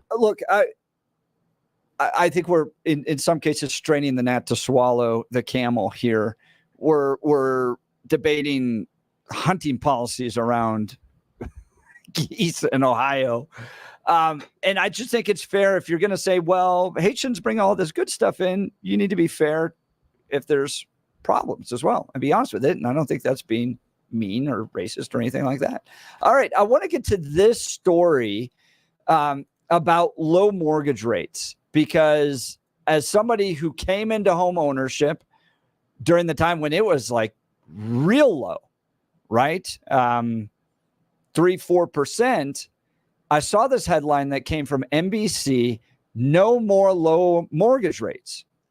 It looks like the era of very low mortgage and other rates that have prevailed in the 2010s isn't coming back. Erin, a national correspondent with NBC News Radio and iHeart Radio, joins us on the Jeff and Bill Show to give us some more information. Oh, Erin, This like was a gut punch. Am I stuck in my house now for the rest of my life? Oh no. I don't like talking absolutes. Don't want to say anything forever, but foreseeable future, maybe it's possible. Yeah. And the main reason for that is that in June, the Fed came out and said that they are anticipating that their target interest rate, this is the rate that banks lend to each other overnight, that their target rate for that interest rate is going to be 2.8% in the long run. Today, it's around 5.3%. It's been floating between 2.25% and 2.5%. That rate, then add 3% to it and you get the prime rate. The prime rate is basically the rate at which banks let the money out the door, whether that be in the form of a mortgage or a loan, and it's to creditworthy individuals, corporations, high net worth individuals. So right now, that's around 8.5%, which is why we're getting these numbers. And the fact of the matter is, a target interest rate at 2.8% long run is higher than at any time in 2009 to 2021. The 2010s were a good time for low interest rates, and they're likely not coming back at least any time in the foreseeable future. Now, Erin, we've got text messages on this that are going, look, I bought houses in the 80s. The mortgage rate back then was 15%. Get over it. 5% is not that bad. What do you think? Yes, true. But your house is probably $80,000. And that's a very different thing. When you're paying 10% on $80,000, it's much more digestible than the average cost of a home today being $400,000. Now, we haven't even begun to discuss the increased cost of insurance, of repairs, of all the other things that come with owning a home that didn't exist in the 80s when that higher rate was much, much better to stomach. Yeah, and Erin Real talked to us about the portion of income that it takes at this point in order to be able to afford a house, especially at something like an 8%. What does that do to not only family budget, and what does that do to the idea of the house that someone can afford? I mean, it makes it smaller and it decimates your budget. That's it. We can sugarcoat this all we want, but it's really hard. It's going to push a lot of people out of home ownership. And I know that rates are likely going to come down tomorrow. We're going to find out in the afternoon after the FOMC meeting. Jerome Powell is going to come out and tell us how much rates are decreasing. This is exciting. We need a rate decrease after 2.5 years of this increased interest rate cycle, but we needed that too because we had to contend with 9% inflation. So the reality is inflation is down, which is very, very welcome. But we are still living with high prices. We need to change the words we use. High prices stuck around while inflation went down. So the fact that we have such wildly high prices at the moment, how do we do this? How do we work with this? How do we, digest the high prices and buy and do the things we did? It might change a lot, frankly. The idea of home ownership, it needs to be rewritten because it's not going to be for everyone, given those who, are starting off life with tons of debt from college or whatever it might be. Some people will be lucky enough to enter into this, but the high prices that have remained are going to stick around. And also when rates begin to come down a little bit, I think it's going to create a feeding frenzy. More people are going to come out and start buying homes where before they didn't because they absolutely couldn't participate if it wasn't 5% or less in terms of their mortgage. Well, now they might get that. So that's going to continue to increase the sticker value of the home, and we're still going to be contending with higher prices. Talking with Erin Real, national correspondent for NBC News Radio at iHeart Radio. Erin, last week we hosted one of our friends and sponsors of the show, Gay Ribble, real estate agent, wildly successful real estate agent here in Colorado. And she said that the $125,000 tax credit that Kamala Harris is proposing, she has found is not being communicated to people as a small segment of the population, but something that everybody might get. Therefore, they're all holding out now in home purchases. And so she's seen a delay in home purchases taking place as a result of that. In light of everything you just said about the challenges of buying a home, how does Kamala Harris's tax credit plan for first-time home buyers, which is actually for a very small segment, how does that play into the equation? Not as much as you would think, because as you said, it's a very small segment. So when you don't have a policy that affects that many people, you have to have many, many stipulations that allow you to even qualify for that. I don't think it will particularly move the needle. It will help some for sure, but not as much as we think. Yeah, it sounds like a typical politician, promise that, hey, I'm going to promise this thing, but it's actually going to apply for a small portion of people. And we've never had a politician do anything like that on either Republican or Democrat before. That's a brand new thing. I'm just teasing. Erin Real, national correspondent for NBC News and iHeart Radio. Want to talk about the push and pull between home ownership and condos versus apartments.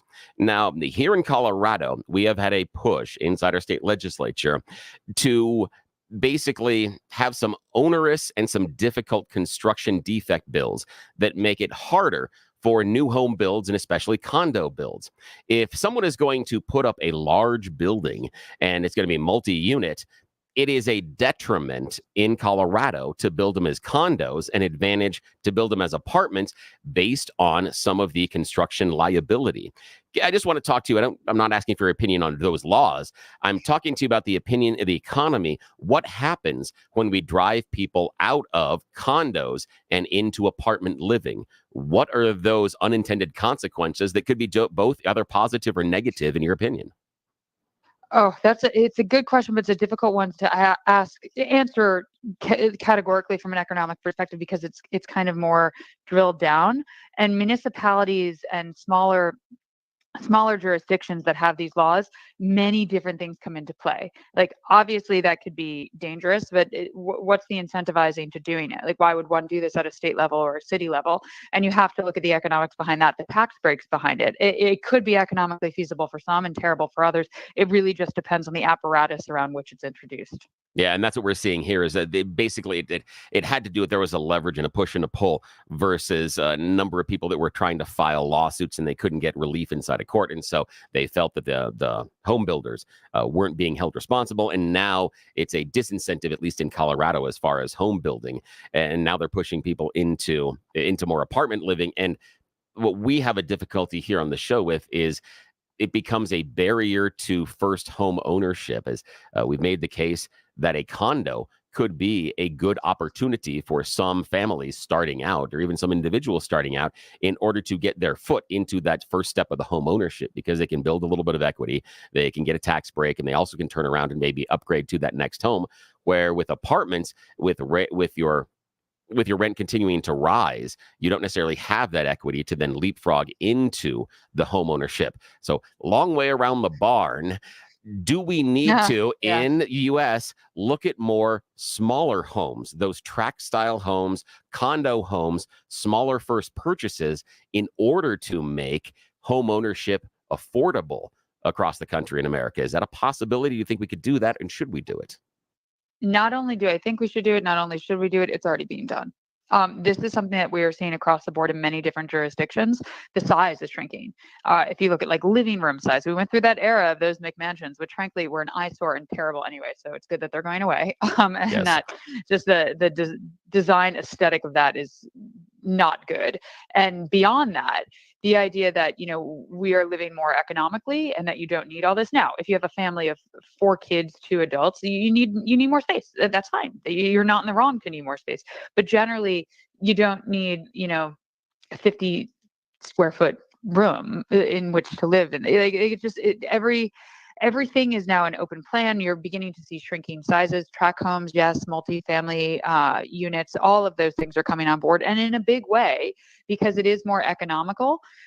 There has been pushes in some cities. I know this is smaller, but in Brooklyn, they have shared common spaces in new buildings. I would not be into this, but I'm a mother with 2 small kids. I think for some people, had I been in my early 20s, this might have been a great thing. But if we're talking about home ownership, that communal living, that might not be as appealing, but having individualized smaller units, yes, definitely coming on board in a big way. Yeah, and one of the problems we're having here is access to water, because we're getting apartments and we're getting tract homes, but the rules about them securing water supply here in a prairie state have been waived. So we're getting some housing development here where they don't have water. I mean, imagine that, having to go around and you're looking at purchasing a house and you may not have water available for your home in the next 2 years. I mean, that is crazy to think about. Do they have to get it shipped in, those gigantic containers of water? How do they? So there's an old saying in Colorado that whiskey's for drinking and water's for fighting. So it is really important. It's Yeah. like gold in the state. Yeah. Because we're the roof of the rest of the West. So it all starts here. And then because we have all these interstate agreements, California takes a bunch, Arizona takes a bunch, all that stuff. Yeah, from our snow, that comes off the mountains. So yeah, they're talking about maybe setting up huge tanks, or what do they do? And it's too late to start building reservoirs at this point. So that is a huge problem with our expansion here in the city, in the state. So hey, Erin Real, I really appreciate all the time. You are always wonderful, and we always hear you here on 710 KNUS on the Jeff and Bill Show. You're the one that does our financial updates every single morning, and we really appreciate you spending the time personally with us. Erin Real, national correspondent for NBC News Radio and iHeart Radio. Thank you, and I hope you have a wonderful day. Oh, likewise. Talk soon. Talk to you soon. Bill, Yeah. I gotta. I'm sitting here listening to this, going, "We're a country $35 trillion in debt." Yeah. Okay, we spent a lot of money, astronomical amounts of money, and you can't afford a home to live in. What in the hell kind of direction is our country going in right now? We got a text message here from a person who can't even afford the HOA costs anymore. Yeah, I know that. And you know what's happening is, and on some there, and I text you, I feel your pain on that one, because I know some people that are retired and on fixed income, and those HOA fees go up every year, and their available money that they have every month is shrinking. And it's not expanding. And so while their costs are increasing, the money they have coming in is set and locked.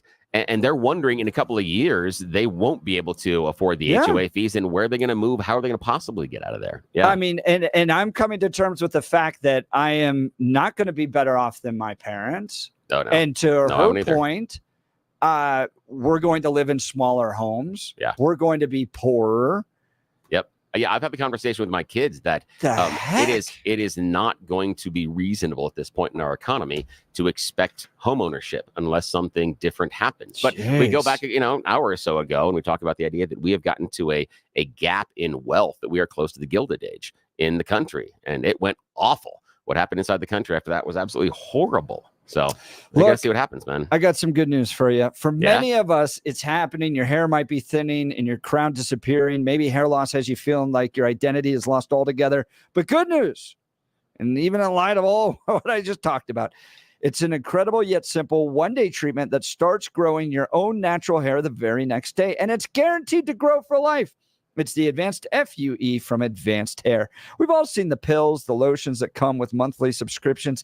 They help retain what you have. But what if what you want is your own natural hair permanently in specific areas? Well, from Advanced Hair's state-of-the-art facilities to world-class Dr. Tanya Pauls, it's not maybe will your hair regrow. It's guaranteed that your new hair will grow. You decide how much, how thick, and where. It's why Advanced Hair is the winner of Westward's Best of Denver. For your free consultation, $250 off and 250 free hair grafts. Call 720-459-HAIR. That's 720-459-HAIR or advancedhair.com. That's advancedhair.com. We'll continue with your calls and texts. You're listening to the Jeff and Bill Show. News Talk 710 KNUS.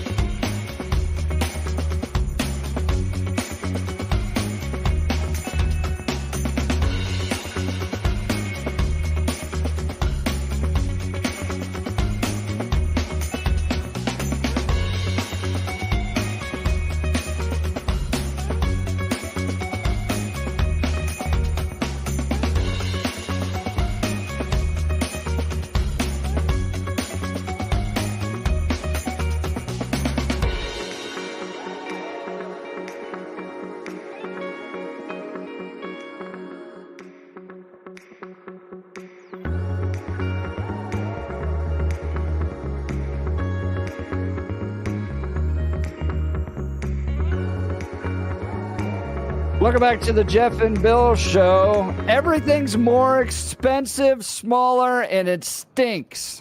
Welcome to the Democrat world. Oh, that's fantastic. That's good. Billy, this is a text message from 5600. Increasing housing costs is the direct result of the fascist Democrat Party leadership and their despotic regulations, inflation regulations. Yeah, I understand that, but the issue would be you'd have to show me why the housing increase then happened in the red states as well. That's the issue. Is this isn't just a Colorado problem, isn't just a California problem or New York problem. Housing costs have risen across the board, and so that's what you'd have to show me is that they are falling inside those red states for that to be a truism. I think it's a larger problem than that. Let's get your response, 5600. Let's go to Lynn Longmont. You're on the Jeff and Bill Show, News Talk 710 KNUS. Good morning, Lynn. Morning. Good morning, gentlemen. Wish I'd called earlier, but I have a 13-year-old granddaughter, and in 5 years, hopefully, I'm hopeful that she'll be attending Colorado Christian University.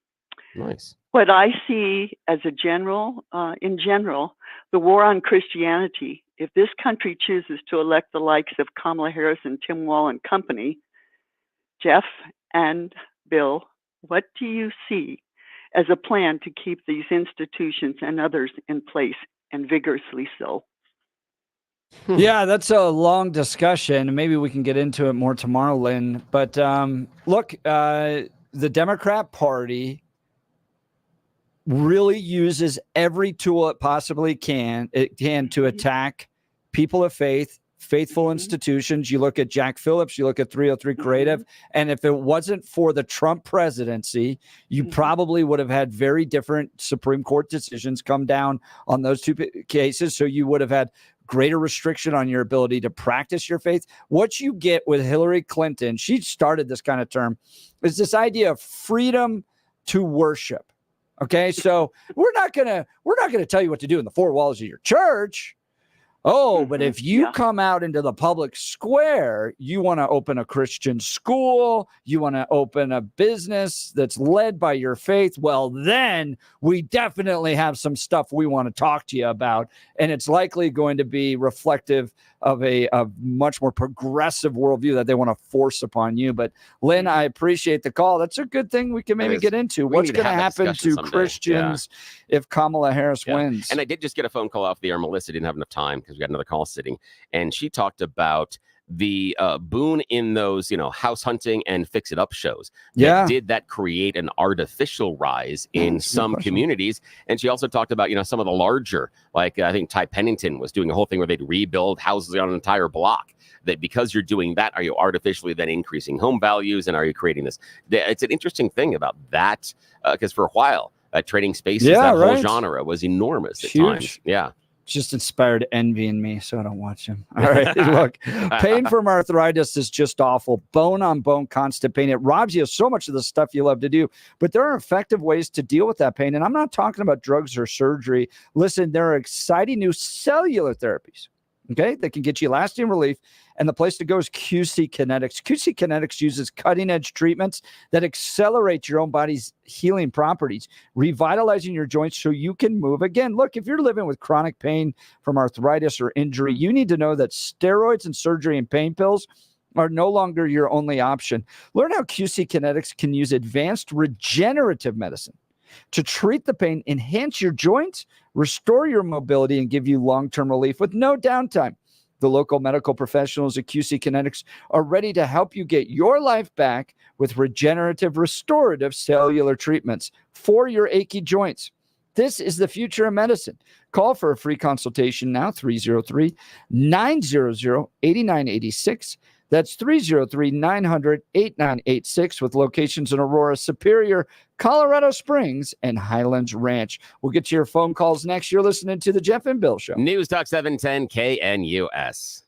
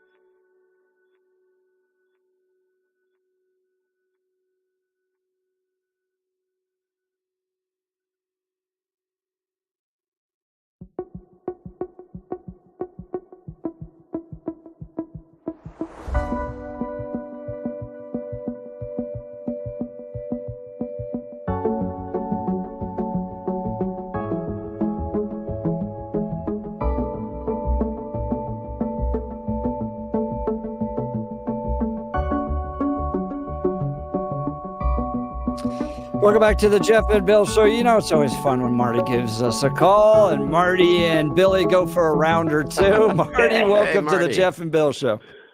Gentlemen, excellent as always. Hey, let me touch on that housing thing. What you're describing, this forcing out of private property ownership, that's classic uniparty big government takeover. You take away private property, you separate families, and you take God out of home and institution. We're seeing that all play out. Now, I'm not blaming Democrats on this one, Billy.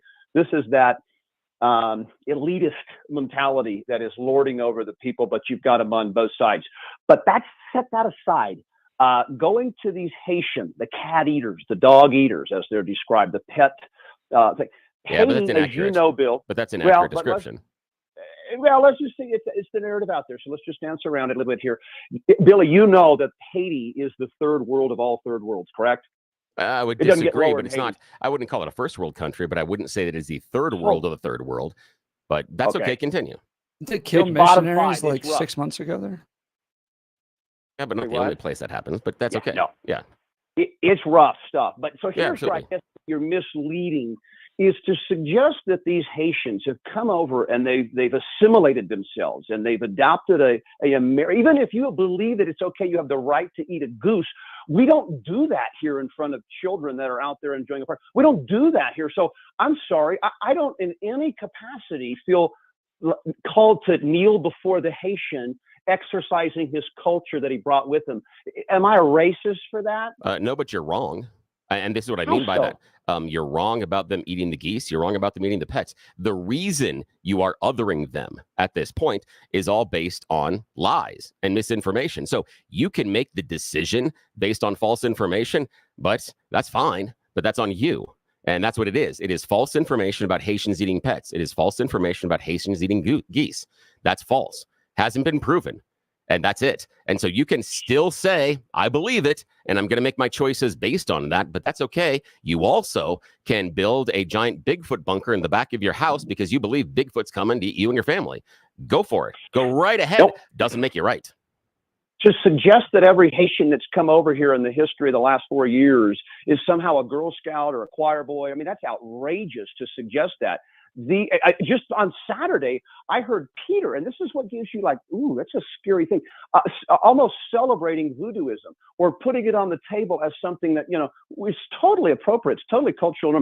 Voodooism, Haitians, they just didn't ask for that. I mean, the communities didn't ask for that. And so can't you at least have some compassion for the citizens of the area that have been overtaken by a culture that they find hideous? I certainly do. Well, here's the thing is, and you also there are coming to some conclusions there. You're saying that the culture has been overtaken and that the people there feel somehow oppressed or something is wrong. We don't have any information showing that. And most importantly, you're talking about and making aspersions on a community, again, returning to stuff that isn't true. You started with a premise that is not factually accurate, and you've drawn all sorts of conclusions based on that. That's okay. But where you started, the foundation of where you were starting and how you're talking about the Haitians and the migrants is factually wrong. You're free to do it, but it's also incorrect. Why are the citizens speaking out, though? Why are we getting videos? Why this outrage to go the other extreme and say that they would never hurt a baby? Is it just possible that maybe they're not eating every pet, but some are, and that you've got some amazing Haitians and some ones that you wouldn't leave your child alone with for 30 seconds? Is that possible, or is every single one of them a baby? Here's the thing. You're sitting there and you've again drawn a conclusion that they all are saints. I understand in any community there are people that are going to do something wrong. However, no proof of the pet eating. Yet you still want to hang that on them as a sign. You still want to cast aspersions on this community based on something that has not been proven. The police department has come out and said not only do they have no reports of anybody losing pets to Haitian immigrants, they don't have anybody saying they've seen a Haitian immigrant taking and or eating their pet. It's just factually not accurate. Yeah. And that's the problem, is when you start with a premise that is incorrect, you then are going to come to incorrect conclusions. And that's what you're doing, Marty. Yep. See nothing, hear nothing, nothing's going on, just like the Trump assassinations. We don't know it, we don't see it. We're playing dumb in almost every situation. And there's this outrageous move to go counter Yeah, there's Haitians doing this stuff. It's absolutely possible. And the compassion lies with our American citizens that have been here long before. If Haitians run the United States, what do you think would happen economically, Billy? What do you think would happen culturally? Would you turn your culture, your community over to Haitian people? Yeah, and that's the thing. And I appreciate the call, Marty. You're running out of time. But again, you start with a false premise, man, and you're casting aspersions based on the fact that immigrants are going to change our culture. We're the melting pot, but you do you. It's been a wild show. If you missed any of it, 710 KNUS, Jeff and Bill Show. We'll see you tomorrow. Have a good day.